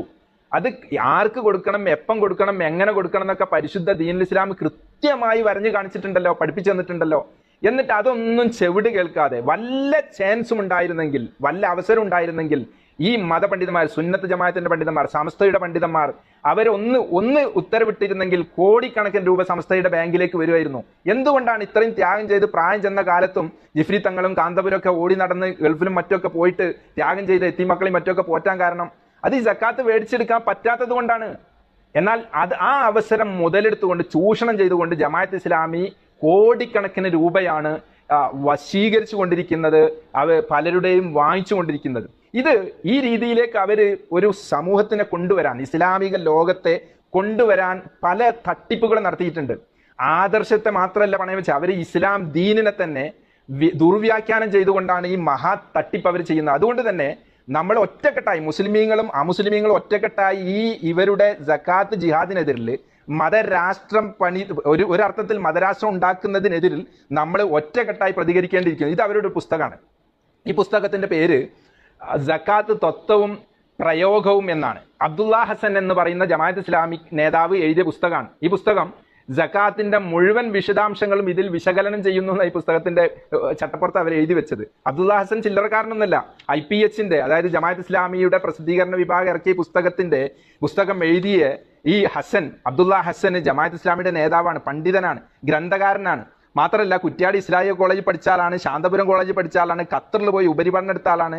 68 മുതൽ ജമാഅത്ത് ഇസ്ലാമിയിൽ അംഗാണ്. സംഘടനയുടെ കേന്ദ്ര പ്രതിനിധി സഭയും സംസ്ഥാന കൂടിയാലോചന സഭയിൽ അംഗാണ്. അപ്പൊ ചെറുതൊന്നല്ല, വലിയ ആളാണ്. അയാളെ ഉത്തരവാദിത്വ ബോധത്തോടു കൂടെ എഴുതിയത് തന്നെയാണ്. ഇതിന്റെ 157, 158 പേജ് ഞാൻ വായിക്കാം. ഞെട്ടിപ്പിക്കുന്ന തെറ്റിദ്ധരിപ്പിക്കലാണ് ഈ പുസ്തകത്തിലൂടെ ജമാഅത്ത് ഇസ്ലാമിക്കാർ ചെയ്തത്. കേട്ടോളൂ. ഇവർ സക്കാത്ത് തട്ടിപ്പിന് വേണ്ടി പാവപ്പെട്ട മുസ്ലിമീങ്ങളെ തെറ്റിദ്ധരിപ്പിക്കാൻ വേണ്ടി എത്രത്തോളം ദുർവ്യാഖ്യാനം ചെയ്തിട്ടുണ്ട് എന്നാണ് ഈ പറഞ്ഞുകൊണ്ടുവരുന്നത്.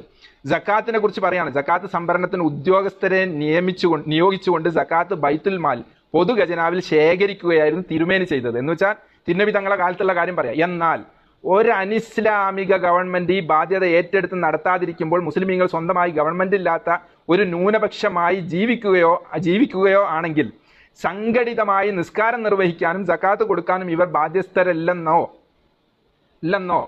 ഇതിനർത്ഥം നമസ്കാരത്തിന്റെ കാര്യത്തിൽ മുസ്ലിം പണ്ഡിതന്മാരും ഇക്കാലം വരെ ഇങ്ങനെ മനസ്സിലാക്കിയിട്ടില്ല. മറിച്ച് അതത് പ്രദേശങ്ങളുള്ള മുസ്ലിങ്ങൾ സ്വന്തമായി സംഘടിച്ച് പള്ളികൾ പണിയുകയും നമസ്കാരം വ്യവസ്ഥാപിതമായി നിർവഹിക്കുന്ന ആവശ്യമായ സംവിധാനങ്ങൾ ഒരുക്കുകയുമാണ് ചെയ്തത്. എന്നാൽ എന്തുകൊണ്ടോ ഇതുപോലെ സമാനമായ സംവിധാനം സക്കാത്തിന്റെ കാര്യത്തിൽ സ്വീകരിക്കപ്പെട്ടതായി കാണുന്നില്ല. എന്ന് വെച്ചാൽ ഇദ്ദേഹം കണ്ടെത്തുന്നത് ഇസ്ലാമിക രാജ്യത്ത് മുസ്ലിം ഭരണാധികാരികളൊക്കെ സക്കാത്ത് പിരിക്കുന്നുണ്ട്, അവിടെ നിസ്കാരം നിലനിർത്തുന്നുണ്ട്, നോമ്പ് വെൽക്കുന്നുണ്ട് എന്നതുപോലെ കേരളത്തിലെത്തുമ്പോൾ ഇവിടെ നിസ്കാരമുണ്ട്, നോമ്പുണ്ട്, അതേസമയം സക്കാത്ത് നടക്കുന്നില്ല. എന്തുകൊണ്ട് നടക്കുന്നില്ല എന്ന് ഇവർ നടത്താനുള്ള വഴി ഉണ്ടാക്കുകയാണ്. എന്നിട്ട് സംവിധാനം ഒരുക്കുകയാണ് ചെയ്തത്. എന്നാൽ എന്തുകൊണ്ടോ ഇതുപോലെ സമാനമായ സംവിധാനം സക്കാത്തിന്റെ കാര്യത്തിൽ സ്വീകരിക്കപ്പെട്ടതായി കാണുന്നില്ല. അധികാരത്തിന്റെ സമ്മർദ്ദമില്ലാതെ ധനം വസൂലാക്കാൻ പൂർണ്ണമായും സാധ്യമല്ലാത്തതും സമ്പത്തിനോടുള്ള അതിരറ്റ സ്നേഹം കാരണം ധർമ്മബോധ പ്രേരിതമായി സ്വമേധയാ ധനം ചെലവഴിക്കാൻ മുസ്ലിമീങ്ങൾ സന്നദ്ധരാവാത്തതും ഓരോ നാട്ടിലും സ്വയം സന്നദ്ധരായി ഇത്തരം സാമൂഹിക കാര്യങ്ങൾ നേതൃത്വം നൽകാൻ ഒരു വിഭാഗമെങ്കിലും മുന്നോട്ട് വരാത്തത് കൊണ്ടാണ് ഇതിന് കാരണം. ഇവർ പറയുന്നത് മുതലാളിമാർ പൈസ കൊടുക്കാത്തതുകൊണ്ടാണ്, പിശുക്കന്മാരായതുകൊണ്ടാണ്. ഏത് മുതലാളി അത്ര പിശുക്കാനുള്ളത്? ഈ കേരളത്തിലെ സ്ഥാപനങ്ങൾ ഇന്ത്യയിൽ നോക്കുമ്പോൾ ഏറ്റവും കൂടുതൽ സ്ഥാപനങ്ങളും ജീവകാരുണ്യ സാന്ത്വന പ്രവർത്തനങ്ങളും കേരളത്തിലെ മുസ്ലിം പ്രമാണിമാരാണ് ചെയ്യുന്നത്. യൂസുഫ് അലി സാഹിബും ഗൾഫാർ മുഹമ്മദ് അലി സാഹിബും അബ്ദുൽ വഹാബ് സാഹിബും ഒക്കെ അങ്ങനെയുള്ള ഒരുപാട് ആളുകൾ ഓരോരുത്തരും പരമാവധി ചെയ്യുന്നുണ്ട്. എന്നിട്ട് ഇവർ പറയുന്നത് ആരും കൊടുക്കാത്ത പിശുക്കന്മാരായതുകൊണ്ട്. എന്നിട്ട് പറയാം, ഗവൺമെന്റ് ഇല്ലെങ്കിലും നമസ്കാരം മഹല്ലടിസ്ഥാനത്തിൽ നാം സംവിധാനിച്ചിട്ടുണ്ട്, അതുപോലെ തന്നെയാണ് സക്കാത്തും സംവിധാനിക്കേണ്ടത്. ഇവരെ ബുദ്ധിയാട്ടോ, ഖുർആൻ പറഞ്ഞതോ ഹദീസ് പറഞ്ഞൊന്നല്ല, ഇവർ പറയാം. എന്നിട്ട് ഇവർ വീണ്ടും പറയുന്നു, ഗവൺമെന്റിന് പകരമാണ് സക്കാത്ത് സംഭരണ വിതരണത്തിന് വേണ്ടി രൂപവൽക്കരിക്കപ്പെടുന്ന കമ്മിറ്റി. ഏത്? ജമാഅത്ത് ഇസ്ലാമിന്റെ കമ്മിറ്റി ഗവൺമെന്റിന് പകരമാണത്രേ. ഗവൺമെന്റിനാവുമ്പോൾ അത് സുൽത്താൻ എന്ന ഒരു വ്യക്തിക്കാണ് നൽകുന്നത്, വ്യക്തിയല്ല കമ്മിറ്റി. അതുകൊണ്ട് കമ്മിറ്റിക്ക് നൽകിയാൽ സാധുവാകുകയില്ല എന്ന് ചില യാഥാസ്ഥികർ പറയാറുണ്ട്. അതാ യാഥാസ്ഥികർ എന്നറിയോ? 13 നൂറ്റാണ്ട് ജീവിച്ച മഹാപണ്ഡിതന്മാരെ പറ്റി യാഥാസ്ഥികർ എന്ന് പറയുന്നത്. ഇങ്ങനെ കൊടുത്താൽ വീടൂല, ഗവൺമെന്റ് ഇല്ലാതെ കൊടുത്താൽ വീടൂല എന്ന് പറഞ്ഞത് വലിയ തെറ്റായിപ്പോയി ഇവർക്ക്. എന്നിട്ട് പറയാം, ഇത് പക്ഷേ ഒരു നിലക്കും ശരിയല്ല. കാരണം ഗവൺമെന്റ് പോലെ തന്നെയാണ് കമ്മിറ്റിയും. ഗവൺമെന്റിൽ പ്രസിഡന്റോ പ്രധാനമന്ത്രിയോ ഉള്ളതുപോലെ കമ്മിറ്റിക്കുമുണ്ട് ഒരു പ്രസിഡന്റ്. അതിനാൽ ദുർബലമായി ന്യായം പറഞ്ഞ് കമ്മിറ്റിക്ക് സക്കാത്ത് നൽകുന്നത് നിരാകരിക്കാൻ പറ്റില്ല. ഇനി പറയാം, കമ്മിറ്റിക്കാർ അത് വിശ്വസ്തയോടെ കൈകാര്യം ചെയ്യില്ലെങ്കിലോ? ഒരു ചോദ്യമാണ് അത്. നമ്മളൊക്കെ സ്വാഭാവികമായിട്ട് എല്ലാവരും ചോദിക്കുന്ന ഒരു ചോദ്യം, അതിനും മറുപടി ഉണ്ട് എന്നാണ് ചിലരുടെ സംശയം. സക്കാത്ത് കൊടുക്കുന്ന വ്യക്തിയെ സംബന്ധിച്ചിടത്തോളം അതിൽ അത്ര വലിയ ഉറപ്പൊന്നും ലഭിക്കേണ്ടതില്ലെന്നാണ് തിരുനബിയുടെ ചര്യയിൽ നിന്ന് മനസ്സിലാകുന്നത്. എന്നിട്ടൊരു ഹദീസ് അനസ് റളിയല്ലാഹു അൻഹു എന്ന് പറഞ്ഞ ഒരു ഹദീസ് അനസ് റളിയല്ലാഹു അൻഹു റിപ്പോർട്ട് ചെയ്യാണ്. ഒരാൾ തിരുനബി സല്ലല്ലാഹു അലൈഹി വസല്ലമയോട് വന്ന് ചോദിച്ചു, ഞാൻ എൻ്റെ സക്കാത്ത് അങ്ങയുടെ ദൂതനെ ഏൽപ്പിച്ചാൽ അള്ളാഹുവിൻ്റെയും റസൂലിൻ്റെയും മുന്നിൽ ഞാൻ കുറ്റമുക്തനാവുമോ? തിരുമേനി പറഞ്ഞു, അതെ, നിനക്കതിൻ്റെ പ്രതിഫലം കിട്ടി. കുറ്റം അതിൽ കൃത്രിമം ചെയ്തവർക്കാണ്. അപ്പൊ റസൂലുള്ളാന്റെ കാലത്ത് ഒരു സ്വഹാബി വന്നിട്ട് റസൂലുള്ളാനോട് ചോദിക്കുന്നു, എൻ്റെ സക്കാത്ത് ഞാൻ ഇവിടുത്തെ ബൈത്തുൽ മാലിലേക്ക് നബിതങ്ങളെ ഫണ്ടിലേക്ക് കൊടുത്താൽ ഞാൻ കുറ്റം വീടുമോ? അപ്പൊ റസൂലുള്ള വീടി കുഴപ്പമില്ല, ഇനി അവരെന്തെങ്കിലും തിരിമറി ചെയ്താൽ അവർക്കാണ് അതിന്റെ കുറ്റം എന്ന് പറഞ്ഞത് കോട്ട് ചെയ്തിട്ടാണ് ജമാഅത്ത് ഇസ്ലാമിക്ക് സക്കാത്ത് കൊടുത്താൽ ഇനി ജമാഅത്തുകാർ എന്ത് ചെയ്താലും കുഴപ്പമില്ല എന്ന് വരുത്തി തീർക്കണം. ഇനി വീണ്ടും പറയാം, ഈ പുസ്തകത്തിന്റെ തന്നെ 158 പേജ് പറയാം. ചില സഹാബികളുടെ നടപടികൾ ഈ കാര്യം ഒന്നുകൂടെ ഊന്നി പറയിപ്പിക്കുന്നു. ഇമാം നവവി അൽ മജ്മുഇൽ ഉദ്ധരിക്കുന്ന ഒരു സംഭവം ഇങ്ങനെ വായിക്കാം. മുഗീറത്ത് ബിൻ ശുഅബ റളിയല്ലാഹു അൻഹു ത്വായിഫിൽ തന്റെ കൃഷി നോക്കാൻ ഏൽപ്പിച്ചിരുന്ന അശ്രിതനോട് ചോദിച്ചു, എന്റെ സമ്പത്തിന്റെ സകാത്ത് നീ എങ്ങനെയാണ് ചിലവഴിക്കുന്നത്? അദ്ദേഹം പറഞ്ഞു, അതിൽ ഒരു ഭാഗം ഞാൻ അധികാരിക്ക് നൽകും, ഒരു ഭാഗം ഞാൻ സ്വന്തമായി നൽകുകയും ചെയ്യും. മുഗീർ റളിയല്ലാഹു അൻഹു ചോദിച്ചു, എന്തിനാണ് നീ അങ്ങനെ ചെയ്യുന്നത്? അദ്ദേഹം പറഞ്ഞു, അവർ അതുകൊണ്ട് ഭൂമി വാങ്ങിക്കുകയും, ആര്? അധികാരികൾ. ഒരു സ്വഹാബിന്റെ കാലത്തുള്ള സംഭവം കേട്ടോ. അധികാരികൾ ഭൂമി വാങ്ങുകയും പെണ്ണ് കെട്ടുകയും ഒക്കെ ചെയ്യുകയാണ്. അത് മുഗീറ പറഞ്ഞു, അത് അധികാരികൾക്ക് തന്നെ നൽകുക, കാരണം അള്ളാഹുവിന്റെ റസൂൽ അത് അവർക്ക് കൊടുക്കാനാണ് നമ്മളോട് കൽപ്പിച്ചിട്ടുള്ളത്. എന്ന് വെച്ചാൽ ഒരു വലിയ മഹാൻ അദ്ദേഹത്തിന്റെ തോട്ടത്തിൽ നോക്കാൻ വേണ്ടി ഒരാളെ ഏൽപ്പിച്ചു, തോട്ടം നോക്കാൻ വേണ്ടി സക്കാത്ത് കൊടുക്കാൻ അയാളെ ഏൽപ്പിച്ചത്. ഒരിക്കൽ വന്നിട്ട് ചോദിച്ചു, നിങ്ങള് ഈ സക്കാത്ത് എന്താ ചെയ്യാറുള്ളത്? അപ്പൊ ആ തോട്ടം നോക്കുന്ന ആൾ പറഞ്ഞു, കുറച്ച് ഞാനെടുക്കും, കുറച്ച് അധികാരിക്ക് കൊടുക്കും. അപ്പൊ മുഗീർ റളിയല്ലാഹു അൻഹു എന്ന ഈ സ്വഹാബി പറയാണ്, നിങ്ങൾ അങ്ങനെയല്ല ചെയ്യേണ്ട, മുഴുവൻ അധികാരിക്ക് കൊടുത്തോളൂ. അത് കൊടുക്കാത്തതിന്റെ കാരണം എന്താ? അവർ ഭൂമി വാങ്ങിക്കുന്നതും കല്യാണം കഴിക്കുന്നതൊക്കെ ഇസ്ലാമിക ഗവൺമെന്റ് ആവുമ്പോൾ അതിന് ചില പരിധിയും പരിമിതിയും ചെലവാക്കുന്ന വിഷയം റൂട്ടൊക്കെ ഉണ്ടാവും. സ്വഹാബത്തിന്റെ കാലാണ്. ആ ഹദീസും ഈ ജമാഅത്ത് ഇസ്ലാമിക്ക് സക്കാത്ത് ഫണ്ട് പിരിക്കാനുള്ള എന്ത് യോഗ്യതയല്ല അതും ഇതും വെച്ചിട്ട്. സക്കാത്ത് ജമാഅത്ത് ഇസ്ലാമി എന്തോ ചെയ്തോട്ടെ, അത് ചോദിക്കാൻ അധികാരമില്ല, അവർക്ക് തന്നെ കൊടുക്കണം എന്ന് പറഞ്ഞുകൊണ്ട് തന്നെ വീണ്ടും പറയാണ്, വീണ്ടും ഹദീസുകളൊക്കെ കോട്ടി മാറ്റി അദ്ദേഹം കൊണ്ടുവരികയാണ്. മറ്റൊരു റിപ്പോർട്ടിൽ ഇങ്ങനെ കാണാം, സഹൽ ബിൻ സഅദ് തന്റെ പിതാവിൽ നിന്ന് ഉദ്ധരിക്കുന്നു. അദ്ദേഹം പറഞ്ഞു, സക്കാത്ത് ബാധകമാവുന്ന അത്ര സമ്പത്ത് ഒരിക്കൽ എന്റെ കയ്യിൽ ഒരുമിച്ച് കൂടി ഞാൻ അത് തനിച്ച് വിതരണം ചെയ്യുകയോ അതല്ല അധികാരികൾക്ക് കൊടുക്കുക, അധികാരിയാണ് ഇസ്ലാമിക ഗവൺമെന്റ്, അധികാരികൾക്ക് കൊടുക്കുകയോ ഏതാണ് വേണ്ടതെന്ന് സഅദ് ബിൻ അബി വഖാസ്, എല്ലാവരും സ്വഹാബി കേട്ടോ, നിങ്ങൾ കേട്ടോളൂ ഓരോ സ്വഹാബത്തിന്റെ പേരും. ഇബ്നു ഉമർ റളിയല്ലാഹു അൻഹു, ഉമർ റളിയല്ലാഹുവിന്റെ മകനാ. അബൂ ഹുറൈറ റളിയല്ലാഹു അൻഹു, റസൂലുള്ളാഹിന്റെ ഈ സക്കാത്തിന്റെ മുതലൊക്കെ എപ്പോഴും സൂക്ഷിക്കുന്ന മഹാനാണ്. ഇങ്ങനെ അബൂ സഈദുൽ ഖുദരി റളിയല്ലാഹു അൻഹു തുടങ്ങിയവരോടൊക്കെ ചോദിച്ചു നോക്കി, അവരോടൊക്കെ ചോദിച്ച് എന്താ ചെയ്യേണ്ടത്. അപ്പോ ഞാൻ പറഞ്ഞു, ഈ അധികാരികൾ ചെയ്യുന്നത് നിങ്ങൾ കാണുന്നുണ്ടല്ലോ. ഞാൻ പറഞ്ഞു, ആർക്കാ കൊടുക്കേണ്ട? അധികാരികൾ ചെയ്യുന്ന നമ്മളൊക്കെ കാണുന്നതല്ലേ. അപ്പോ അവർക്ക് തന്നെ കൊടുക്കണമെന്നാണ് ഇവരൊക്കെ പറഞ്ഞത്, ഈ സ്വഹാബത്തൊക്കെ പറഞ്ഞത്. അതൊന്നും കുഴപ്പമാക്കണം, നീ അവിടെ തന്നെ കൊണ്ടുപോയി കൊടുത്തോ. എന്നിട്ട് വീണ്ടും പറയാണ്, മൗദൂദി ഈ പുസ്തകത്തിൽ പറയാണ്, ജമാഅത്ത് ഇസ്ലാമിക്കാരൻ, അധികാരികൾ കള്ളു കുടിച്ചാലും, കേട്ടോണേ, ജമാഅത്ത് ഇസ്ലാമിക്കാരെ എഴുതി വെച്ച പരിപാടി അതൊക്കെ, അധികാരികൾ കള്ളു കുടിച്ചാലും സക്കാത്ത് അവർക്ക് തന്നെ നൽകണമെന്ന് ഇബ്നു ഉമർ ഫത്വ നൽകിയതായി ബൈഹഖി പ്രബലമായ പരമ്പരയിലൂടെ റിപ്പോർട്ട് ചെയ്തത് ഇമാം നവവി ഉദ്ധരിക്കുന്നു. അതിനാൽ അതിദുർബലമായ ന്യായങ്ങൾ പറഞ്ഞ് ഇന്നിപ്പോൾ കേരളത്തിന്റെ നാനാഭാഗങ്ങളിലും ശക്തി പ്രാപിച്ചു വരുന്ന സംഘടിത സക്കാത്ത് വിതരണ സംരംഭങ്ങളെ നിരുത്സാഹപ്പെടുത്തുന്നത് മിതമായി പറഞ്ഞാൽ സമുദായ ദ്രോഹമാണ്. എല്ലാവരും കേട്ടോളനെ. അധികാരികൾ കള്ളുകുടിച്ച്, എന്നീ ജമാഅത്ത് പിരിക്കുന്ന ജമാഅത്ത് ഇസ്ലാമിക്കാരനെ ന്യായീകരിക്കുകയാണ്. ഇവർ കള്ളു കുടിച്ചാലും, ഇവർ ഖാലിദ് മൂസ പറഞ്ഞ പോലെ വെട്ടി മാറ്റിയാലും കട്ട് മാറ്റിയാലും അതൊന്നും ചോദിക്കാൻ പറ്റില്ല, അതിന്റെ പേരിലൊന്നും സക്കാത്ത് മുടക്കാൻ പറ്റില്ല. മുടക്കുന്നത് മിതമായി പറഞ്ഞ സമുദായ ദ്രോഹമാണല്ലോ. എവിടുന്നാണ് ഇവരൊക്കെ ഇതൊക്കെ പഠിച്ചത്? നിങ്ങൾ ചിന്തിക്കണം. ഇസ്ലാമിന്റെ മുസ്ലിമീങ്ങളെ സമ്പത്ത് കോടിക്കണക്കിന് രൂപ ഇവർ 2000 സക്കാത്ത് സെല്ല് രൂപീകരിക്കുമ്പോൾ, ഇവരുടെ ഹിറ സെന്ററിൽ വെച്ച് രൂപീകരിക്കുമ്പോൾ ഇവർക്ക് ആ വർഷം തന്നെ 5.5 ലക്ഷം രൂപ കിട്ടി. ജമാഅത്ത് ഇസ്ലാമിക്കാരെ സക്കാത്ത് വേറെ തന്നെ ഉണ്ടോ? നമ്മൾ നേരത്തെ പറഞ്ഞു, അവരെ സക്കാത്ത് വേറെ തന്നെയാണ്, അവർ വേറെ ആർക്കും കൊടുക്കൂല, അവരെന്നെ തിന്നലാണ്. ഇനി മറ്റുള്ളവരത് അവർ മേടിച്ചതാണ് ഈ 5.5 ലക്ഷം. 10 വർഷം കഴിഞ്ഞപ്പോഴേക്ക് 2000 തുടങ്ങിയത് 2012 ആയപ്പോഴേക്ക് 1,80,00,000 ഒരു വർഷത്തിൽ അവർക്ക് കിട്ടി, ഒറ്റ വർഷം. 2013 ആയപ്പോഴേക്ക് 3 കോടി രൂപ, അവരുടെ ഉത്തരവാദിത്തപ്പെട്ട കണക്കാണ്, 3 കോടി രൂപയാണ് ഇപ്പൊ ഇത് ഈ സംഘം ഉണ്ടാക്കി 10 വർഷം ഉണ്ടായി. ഇപ്പം കിട്ടുന്നത് കോടികൾ. അപ്പോൾ 4 വർഷം മുന്നേ അവർ സക്കാത്ത് സമ്മേളനം നടത്തിയപ്പോൾ കൊടുത്ത കണക്ക്, സക്കാത്ത് ശേഖരിക്കുന്ന പല സംഘടന കൂടി ശേഖരിക്കുന്നത് 150 കോടിയാണ് ഇത്ര ഒരു വർഷത്തിൽ. അത് അത്ര പോരാ, 10% ആയിട്ടുള്ളൂ. 1500 കോടി ഒരു വർഷം എല്ലാവരും കൂടെ ശ്രമിച്ചാൽ, ഒന്നും കൂടെ ആട്ടിപ്പിടിച്ചാൽ കിട്ടുന്നാണ് സക്കാത്ത് സമ്മേളനത്തിൽ ഇവർ എറണാകുളത്ത് നിന്ന് പുറത്തു വിട്ട കണക്ക്. 1500 കോടി എന്ന് പറഞ്ഞാൽ അത്രയും കോടികളുള്ളവർക്ക് എന്തും ചെയ്തൂടെ? അത്രയും കോടികൾ കൈ കിട്ടുമ്പോൾ ഗൾഫ് പോകണ്ട, പിരിവിന് പോകണ്ട, എങ്ങോട്ട് പോകണ്ട, ഇസ്തിരി ചുളിയണ്ട, ഇവർക്ക് മാധ്യമം നടത്താൻ പറ്റും, എന്തും നടത്താൻ പറ്റും. ഖാലിദ് മൂസ പറഞ്ഞാൽ മാധ്യമത്തിലൊക്കെ എന്ത് അഴിമതി നടന്നാൽ എന്താ കുഴപ്പം? ലക്ഷം കോടികളല്ലേ വന്ന് വീകുന്ന. ഒരു 1-2 അക്കൗണ്ട് ഇങ്ങനെ തുറന്നു വെച്ചിട്ട് ഇട്ടോളി എന്ന് പറയും. സുന്നികൾ ഭീഷണിയില്ല, അവർ വാങ്ങിക്കുന്നില്ല, മറ്റുള്ള സംഘടന മേടിക്കുന്നില്ല, മറിച്ച് ഒരാളും മേടിക്കുന്നില്ല. പ്രളയം ഉണ്ടായപ്പോൾ അല്ല മറ്റുണ്ടായപ്പോഴൊക്കെ ഓരോ സംഘടനകൾ ഞങ്ങൾ 10 കോടി ഉണ്ടാക്കും, ഞങ്ങൾ 1000 വീടുണ്ടാക്കും, 500 വീടുണ്ടാക്കും എന്നൊക്കെ ജമാഅത്തിന്റെ അമീറും ചാടി വീണ് ഞങ്ങളും ഉണ്ടാക്കും എന്ന് പറഞ്ഞപ്പോൾ ഇത് പിരിച്ചിട്ടുണ്ടാക്കണമല്ല. പാവപ്പെട്ട മുസ്ലിമീങ്ങൾക്ക് കിട്ടേണ്ട സക്കാത്ത് സമ്പത്ത് കൊള്ളയടിച്ചിട്ട് ഞങ്ങളത് ചെയ്തോളാന്ന് അതിന്റെ ആകത്തുക. ഇങ്ങനെ സക്കാത്ത് സമ്പത്ത് വലിച്ചെടുത്തിട്ട് മുസ്ലിമീങ്ങളെ കൊള്ള ചെയ്യുന്ന ഒരു പ്രസ്ഥാനമാണ് ജമാഅത്ത് ഇസ്ലാമി എന്നർത്ഥം. ഇനിയും ഓരോ വിഷയങ്ങളും നമുക്ക് ഇന്ന് വിശകലനം ചെയ്യേണ്ടതുണ്ട്.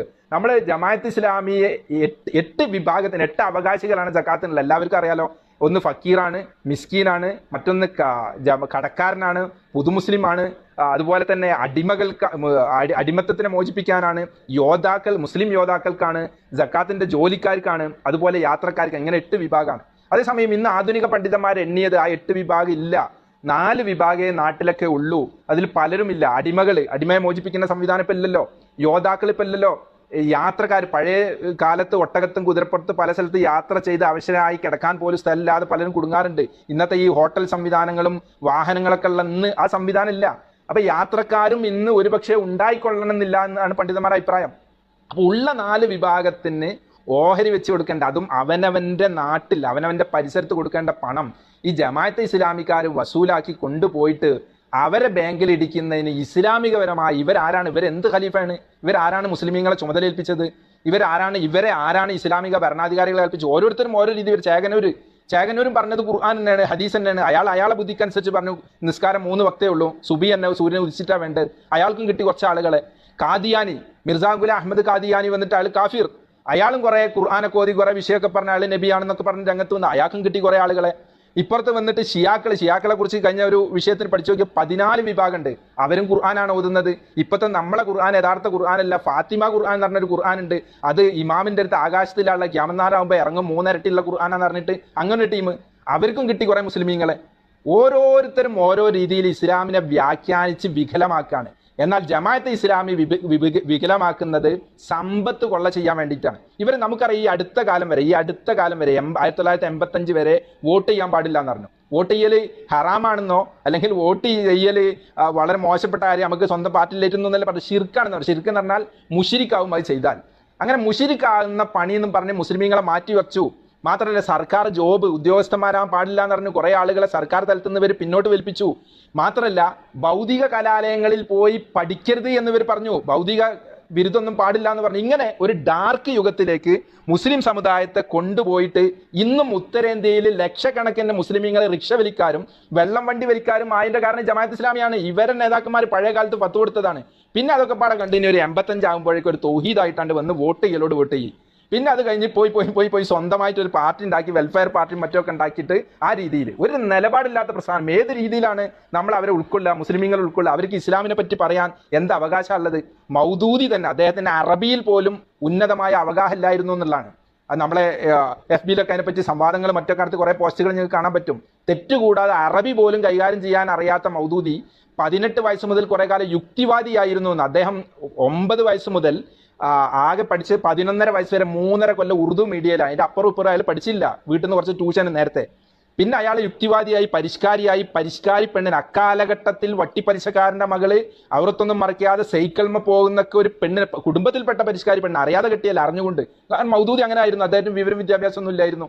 അതുകൊണ്ട് തന്നെ മൗദൂദി നേരത്തെ എഴുതി, അദ്ദേഹത്തിന്റെ 45 വയസ്സ് വരെ എഴുതിയ പുസ്തകങ്ങൾ ഒരുപാട് പുസ്തകമുണ്ട്, ജിഹാദൊക്കെ ഉൾപ്പെടെ പല പുസ്തകമുണ്ട് ഒക്കെ ഒരുവിധം. അതിനെപ്പറ്റി കർലാവി പറഞ്ഞത്, യൂസുഫുൽ കർലാവി പറഞ്ഞത് മൗദൂദിയുടെ പല പുസ്തകങ്ങളും വൈകാരിക തള്ളിച്ചയായിരുന്നു എന്നാണ്. മൗദൂദിയെ ജമാഅത്ത് ഇസ്ലാമിക്കാർക്ക് പോലും വേണ്ട. മൗദൂദിയെ പറ്റി ടി ആരിഫ് അലി എന്ന് പറയുന്ന കഴിഞ്ഞ ജമാഅത്ത് ഇസ്ലാമി അമീർ കോഴിക്കോട് പത്രസമ്മേളനം വിളിച്ച് പറഞ്ഞത് മൗദൂദിയുടെ വീക്ഷണങ്ങളും ലിഖിതങ്ങളും ഞങ്ങൾക്ക് പ്രമാണമല്ല എന്നാണ്. അദ്ദേഹത്തിന്റെ വീക്ഷണമാണ്, അദ്ദേഹത്തിന്റെ 100 ചില്ലാൻ പുസ്തകം എന്നൊക്കെ പറഞ്ഞാൽ നിങ്ങൾ വിചാരിക്കും ഒരു വലിയ എന്തോ കോത്താമ്പി സംഭവമാണ്. ഇതൊരു 10-25 പുസ്തകമാണ് ഇത്. ഒക്കെ 14 പേജ് 20 പേജ് 30 പേജൊക്കെ ഉള്ള സംഭവം. ഇങ്ങനെ 120 അയാൾ പ്രസംഗിച്ചോ നടന്നോ പോയതോ എഴുതിയൊക്കെ പുസ്തകമാക്കി വിൽക്കുക. പുസ്തക വിൽപ്പന തന്നെയായിരുന്നു അയാളെ പണി. അയാളെ മക്കൾ പോലും ജമാഅത്ത് കൂടിയില്ല എന്നാണ്. ഇങ്ങനെ അദ്ദേഹം പെട്ടെന്ന് ഒരു ആത്മീയ ബിസിനസ്സിന് ഇറങ്ങിയതാണ്, ആത്മീയ ചൂഷണ കച്ചവടത്തിന് ഇറങ്ങിയതാണ്. അദ്ദേഹം 1941 ജമാഅത്ത് ഇസ്ലാമി ഉണ്ടാക്കുമ്പോൾ എല്ലാവരെ കൊണ്ട്, അവിടെയുള്ള 75 ആളെ കൊണ്ട് എഴുന്നേൽപ്പിച്ചിട്ട് അദ്ദേഹം പറഞ്ഞു, ഞാനൊരു നവ മുസ്ലിം ആകുക, ഞാൻ ഒരു പുതിയ ഇസ്ലാമി ആവുക, ഞാൻ കലിമല്ലാന്ന് ഷഹാദത്ത് കലിമൊക്കെ ചൊല്ലി അദ്ദേഹം മറ്റുള്ളവരെ കൊണ്ട് കലിമ ചെല്ലിച്ചെന്ന് വെച്ചാൽ അദ്ദേഹം ജീവിച്ച ആ ദിവസം വരെയുള്ള 1400ഓളം കൊല്ലം പഴക്കമുള്ള മുസ്ലിമീങ്ങൾ ഇസ്ലാമും യഥാർത്ഥ ഇസ്ലാം അല്ല എന്ന് അദ്ദേഹം വരുത്തി തീർക്കാണ്. മൗദൂദി സാഹിബിന്റെ ഇതൊക്കെ പൂർണ്ണ തെളിവോട് കൂടെ ഇട്ടാ. ഞാൻ എന്റെ FB-യിൽ അതൊക്കെ പലപ്പോഴായിട്ട് പോസ്റ്റ് ചെയ്തിട്ടുണ്ട്. ഇനിയും ആർക്കും ചോദിച്ചാലൊക്കെ പോസ്റ്റ് തരും. എല്ലാം തെളിവോട് കൂടെ, എല്ലാ ജമാഅത്ത് ഇസ്ലാമിന്റെ ഗ്രന്ഥങ്ങളിൽ കണ്ട വിഷയങ്ങൾ മാത്രമാണ് നമ്മൾ പറയുന്നത്. അങ്ങനെ ജമാഅത്ത് ഇസ്ലാമി ഉണ്ടാക്കിയ മൗദൂദിയും മൗദൂദികളെയും എങ്ങനെയാണ് നമ്മൾ സക്കാത്ത് ഏൽപ്പിക്കേണ്ടത്? ഇത് നമ്മളെല്ലാവരും ഗൗരവത്തിലായിട്ട് എടുക്കണം. ഒരു തൊപ്പി വെക്കണോ, താടി വെക്കണോ, കൈ ഇവിടെ കെട്ടണോ, ഇനി കെട്ടിയില്ലെങ്കിൽ എന്താ കുഴപ്പം? സുന്നത്താണ്. മുസ്ലിമീങ്ങളെ സക്കാത്ത് സമ്പത്ത് 2 പ്രശ്നമാണ്. ഒന്ന് കൊടുക്കുന്ന ആള്, അതിന്റെ ദാതാവ്, അയാൾ ആ കുറ്റത്തിൽ നിന്ന് ഒഴിവാവില്ല. അയാളെ എന്നേക്കും ദുനിയാവിലും ആഖിറത്തിലും കുടുങ്ങും. മറ്റൊന്ന് അത് ലഭിക്കേണ്ട പാവപ്പെട്ട 8 വിഭാഗക്കാർ, അതിൽ 4 ആണെങ്കിൽ 4, ആ വിഭാഗക്കാരന് അത് എത്തിച്ചു കൊടുക്കാൻ ഇസ്ലാം കർശനമായി കർക്കശമായി കൃത്യമായി പറഞ്ഞിട്ടും അത് കേൾക്കാതെ ഇവരെ കൊണ്ട് ബാങ്കിൽ വെക്കാൻ എന്ത് നിയമമുള്ളത്? നിങ്ങൾ വിചാരിക്കും 1,00,000 റുപ്യ ഉള്ളവന് 2,500 റുപ്യ 2.5%, അതൊന്നുമല്ല. ഒരു വലിയ മുതലാളി, ഇപ്പോൾ ഉദാഹരണത്തിന് ഇപ്പോൾ പറയാം, ഇവിടുത്തെ ഗൾഫാർ മുഹമ്മദ് അലി സാഹിബ്, അദ്ദേഹത്തിന്റെ അടുത്തേക്ക് ഒരു ഉദാഹരണം പറയാം. അദ്ദേഹത്തിന്റെ അടുത്തേക്ക് ചെന്നിട്ട് ഞങ്ങൾ സക്കാത്തിന്റെ പരിപാടി ഉണ്ട്, ഞങ്ങൾ തരണം എന്ന് പറഞ്ഞാൽ എത്ര ലക്ഷങ്ങൾ സക്കാത്ത് മേടിക്കുക, എത്ര കോടികൾ. യൂസുഫ് അലി സാഹിബിന്റെ അടുത്ത് പോയിട്ട് പറഞ്ഞ എത്ര കോടികൾ ഉണ്ടാവും? ഒരു സമ്പത്തിന് ബാങ്കിലുള്ള പൈസക്ക് മാത്രമാണ് ഒരു 40 ലക്ഷം റുപ്യ ഉണ്ട്, 1 ലക്ഷം റുപ്യ ഉണ്ടാവും പൈസ മാത്രമാണെങ്കിൽ. എത്ര കോടി ഉണ്ട്? അതിനനുസരിച്ച് ഓരോ 2.5% ഉണ്ടാവും. പിന്നെ അവിടുത്തെ കൃഷികൾ, കുരുമുളക്, സ്വർണം, 40 ആടുണ്ടെങ്കിൽ ഒരു ആട്, 30 പശു ഉണ്ടെങ്കിൽ ഒരു പശു, 25 ഒട്ടകം ഉണ്ടെങ്കിൽ ഒരു ഒട്ടകം, എല്ലാവിധ ബിൽഡിംഗ് ഉണ്ടെങ്കിൽ അതിനുള്ള വരുമാനം, അത് ഇത് മറ്റു മറിച്ച് പല വിധത്തിൽ കോടിക്കണക്കിന് രൂപ ഒരാളിൽ തന്നെ അവർക്ക് കിട്ടാണ്ടാവും. കോമ്പറ്റീഷൻ ഇല്ല, വേറെ ആരും മേടിക്കുന്നില്ല, ഒരാളും ഭീഷണിയില്ല. മറ്റുള്ള എല്ലാ വിഷയത്തിനും ഭീഷണി ഉണ്ടല്ലോ, ഇതിന് ഭീഷണി ഇല്ല. ഇങ്ങനെ തുറന്നു വെച്ചെടുത്താൽ മതി. എന്നിട്ട് വലിയ വലിയ കണക്കുകൾ ഉണ്ടാക്കി ഞങ്ങൾ അത് ചെയ്തു ഇത് ചെയ്തു, പ്രളയത്തിന്റെ സമയത്ത് അങ്ങനെ ചെയ്തു, എങ്ങനെ ചെയ്തു എന്നൊക്കെ കണക്ക് ഞാൻ സമയം ഉണ്ടെങ്കിൽ ഓരോന്നും ഇവിടെ പറയുന്നുണ്ട്. ഞാൻ പറഞ്ഞുകൊണ്ടുവരുന്നത്, ഈ വിഭാഗത്തിന് ഇസ്ലാമിനെ കുറിച്ച് പറയാനോ ഇത് ശേഖരിക്കാനോ മുസ്ലിമീങ്ങൾ അനുവദിക്കരുത്. അവരെ ബലമായി പിടിച്ചു കെട്ടണം. അവർക്ക് ഇസ്ലാമില്ല. അവർ പുതിയ ഇസ്ലാം മൗദൂദി നവ മുസ്ലിം ആയിട്ട് രംഗത്ത് വന്ന ആളാണ്. അദ്ദേഹം ആലിമല്ല. അദ്ദേഹത്തിൻ്റെതായ അറബിയിൽ ഒരു കിതാബില്ല, അറബിയിൽ ഒരു രചനയില്ല, അറബിയിൽ ഒരു പ്രസംഗമില്ല, അറബിയിൽ ഒരു ക്ലാസ് ഇല്ല. അദ്ദേഹം അറബി പഠിച്ചതായിട്ട് തെളിവില്ല. അദ്ദേഹം ആരെയും അറബി പഠിപ്പിച്ചിട്ടില്ല. അങ്ങനത്തെ ഒരു മനുഷ്യൻ, അദ്ദേഹം ചാർ ബുനിയാദി ഇസ്തിലാഹ് എന്ന് പറഞ്ഞൊരു പുസ്തകം എഴുതിയിട്ടുണ്ട്. മുൻകാല പണ്ഡിതന്മാരെ മുഴുവൻ അവഗണിച്ചിട്ട് അവർക്കൊന്നും ഖുർആനെ കുറിച്ച് കൂടുതൽ അറിയില്ല എന്നൊക്കെ പറഞ്ഞുകൊണ്ട് എന്തോ ഒരു വിഡ്ഢിത്തരമാണ് അദ്ദേഹം എഴുതി വെച്ചതൊക്കെ. അതുകൊണ്ട് തന്നെ ജമാഅത്തുകാർക്ക് തന്നെ അദ്ദേഹം ഒരു വിൽപ്പന ചരക്കാണ്. അതുകൊണ്ടാണ് അദ്ദേഹത്തിന്റെ ലിഖിതങ്ങളും വീക്ഷണങ്ങളും ഞങ്ങൾക്ക് പ്രമാണമല്ലാന്ന് ജമാഅത്തുകാർക്ക് പറയേണ്ടി വന്നത്. നിങ്ങൾ എന്ത് നോക്കൂ, ലോകത്ത് ഏതെങ്കിലും ഒരു പ്രസ്ഥാനത്തിന്റെ സ്ഥാപക നേതാവിനെ അല്ലെങ്കിൽ മറ്റൊരു നേതാവിനെ താഴെഘട്ടയിൽ ഒരു അനുയായി അദ്ദേഹത്തിന്റെ ലിഖിതം വീക്ഷണം ഞങ്ങൾക്ക് പുത്തരിയല്ല, ഞങ്ങൾക്ക് അദ്ദേഹം പ്രമാണമല്ല എന്ന് പറഞ്ഞാൽ പിന്നെ എന്തിനു പറ്റും? എന്ത് പ്രസ്ഥാനമാണിത്? എന്ത് അടുക്കും ചിട്ടിയുള്ള പ്രസ്ഥാനമാണ്? ഒരു അടുക്കും ചിട്ടില്ല. അതുകൊണ്ട് തന്നെ ഞാൻ പറഞ്ഞുകൊണ്ട് വരുന്നത്, ഒരു കാരണവശാലും അവരെ പിരിക്കാൻ നമ്മൾ സമ്മതിക്കാൻ പാടില്ല. ഇതൊരു കേരളത്തിൽ ഒരു ആളിക്കത്തുന്ന വിഷയമാക്കി മാറ്റണം. ഇനി ഞാൻ പറയട്ടെ, ഇവര് കൊടുക്കുന്ന സക്കാത്തിന്റെ വിഭാഗത്തിനെ നമുക്കൊന്ന് പരിശോധിക്കാം. ആർക്കാണ് 8 വിഭാഗത്തിന് ജമാഅത്ത് ഇസ്ലാമി കൊടുക്കുന്നത് എന്ന് ഓരോന്ന് ഇങ്ങനെ ഒന്ന്, ജമാഅത്ത് ഇസ്ലാമി കൊടുക്കുന്നത് ഇവരെ പുസ്തകത്തിൽ പറയുന്നുണ്ട്. ഈ തത്വവും സക്കാത്ത് തത്വവും പ്രയോഗവും എന്ന് പറയുന്ന ഈ 8 വിഭാഗത്തിൽ, അത് ഈ പുസ്തകത്തിന്റെ 8 വിഭാഗം ഇവർ എണ്ണുന്നുണ്ട്. ഈ എണ്ണുന്നതൊക്കെ വലിയ കൗതുകമാണ്. ഇവർക്ക് പറ്റിയ രീതിയിലാണ് വിഭാഗം ഉണ്ടാക്കുന്നത്. പണ്ഡിതന്മാര് ഇത് ഓരോ കൃത്യമായിട്ട് എഴുതി വെച്ചിട്ട്, പക്ഷെ ഇവർ അതിന് ഓരോ വ്യാഖ്യാനം കൊടുത്തിട്ട് അത് ഇവരെ ഫണ്ടിലേക്ക് ചാടിക്കാനുള്ള ഓരോ ശ്രമങ്ങളാണ്. ഇതിന്റെ സക്കാത്ത് വിതരണം എന്ന് പറഞ്ഞിട്ട് 161 പേജ് മുതൽ ഇങ്ങനെ പറയാണ്. 1ഉം 2ഉം വിഭാഗം ഫുക്രാവും മസാക്കീനുകളുമാണ്. എന്ന് വെച്ചാല് മിസ്കീമാര്, പാവങ്ങള്, ദരിദ്രർ, ആ വിഭാഗത്തിനെ പറ്റി ഇവർ പറയുന്നത് സാധുക്കളായ ദരിദ്രന്മാരായ 2 വിഭാഗങ്ങൾ. അപ്പോൾ ഇതില് മസാക്കീൻ എന്ന് പറഞ്ഞ, മിസ്കീൻ എന്ന് പറഞ്ഞ വിഭാഗം അത് ഹിന്ദുക്കളാണ് എന്ന് ഇവർക്ക് ചെറിയ അഭിപ്രായം, ഈ പുസ്തകം എഴുതിയവർക്ക്. എന്നിട്ട് പറയുന്നത് സക്കാത്തിന്റെ ഫണ്ട് കൊണ്ട് ഹിന്ദുക്കൾക്ക്, അമുസ്ലിമീങ്ങൾക്ക് കൊടുക്കണം എന്നാ പറഞ്ഞത്. അത് ന്യായീകരിക്കാൻ വേണ്ടിയിട്ട് 161 പേജിൽ അത് ന്യായീകരിക്കുന്നു. അതിന്റെ പുറമെ അത് ഈ പുസ്തകത്തിന്റെ 173 മുതൽ 177 വരെയുള്ള പേജുകൾ അത് ന്യായീകരിക്കാണ്. അമുസ്ലിമീങ്ങൾക്ക് സക്കാത്ത് കൊടുക്കണത്രേ എന്ന് ഇദ്ദേഹം പറയാം. അമുസ്ലിമീങ്ങളിൽ ആർക്കും സക്കാത്തിന്റെ ഒരു വിഹിതവും ഒരിക്കലും കൊടുക്കാൻ പാടില്ലെന്നാണ് ചില പണ്ഡിതന്മാരുടെ പക്ഷം. ആരായി പണ്ഡിതന്മാരെ അറിയാം? മുൻകാലത്തെ പണ്ഡിതന്മാരെ പറ്റിയാ പറഞ്ഞത്. എന്നിട്ട് ഇങ്ങനെ അദ്ദേഹം കുറേ വിശദീകരിക്കുന്നുണ്ട്. ഖുർആനിലൂടെ ചിന്തിച്ചാലും സക്കാത്ത് മുസ്ലിമീങ്ങൾക്ക് മാത്രം എന്ന വാദം ശരിയല്ലെന്നാണ് മനസ്സിലാവുക. മുസ്ലിമീങ്ങൾക്ക് കൊടുക്കണം എന്നാണ്. പിന്നെ ഇയാൾ ഒരുപാട് പറയുന്നുണ്ട്. ജയിലുകളിൽ അക്കാലത്ത് അമുസ്ലിമീങ്ങൾ ഉണ്ടായിരുന്ന അവർക്ക് റസൂലുള്ളാഹി കൊടുത്തതെന്നൊക്കെ പറഞ്ഞ് ഇങ്ങനെ വിശദീകരിച്ച് അവസാനം അദ്ദേഹം പറയാണ്, സദക്ക ഉമർ ഖത്താബ് അമുസ്ലിമീങ്ങൾക്ക് കൊടുത്തിട്ടുണ്ട് സക്കാത്ത്, അവർ കൊടുത്തു, ഇവർ കൊടുത്തിട്ടുണ്ട്, അതുകൊണ്ട് എന്ന് പറഞ്ഞ് കൊണ്ടുവന്നിട്ട് അവസാനം ഇതിന്റെ 177 പേജിൽ പറയാണ്, സക്കാത്ത് ഒരിക്കലും മറ്റു മതക്കാർക്കോ മതമില്ലാത്തവർക്കോ കൊടുക്കാൻ പറ്റുകയില്ലെന്നും ഈ വിഷയത്തിൽ ഇജ്മാ ഉണ്ടെന്നും ചില പിൽക്കാല പണ്ഡിതന്മാർ വാദിച്ചിട്ടുണ്ട്. ഇത് ശരിയല്ലെന്ന് മനസ്സിലാക്കാൻ ഉദ്യത തെളിവുകൾ തന്നെ ധാരാളം മതി.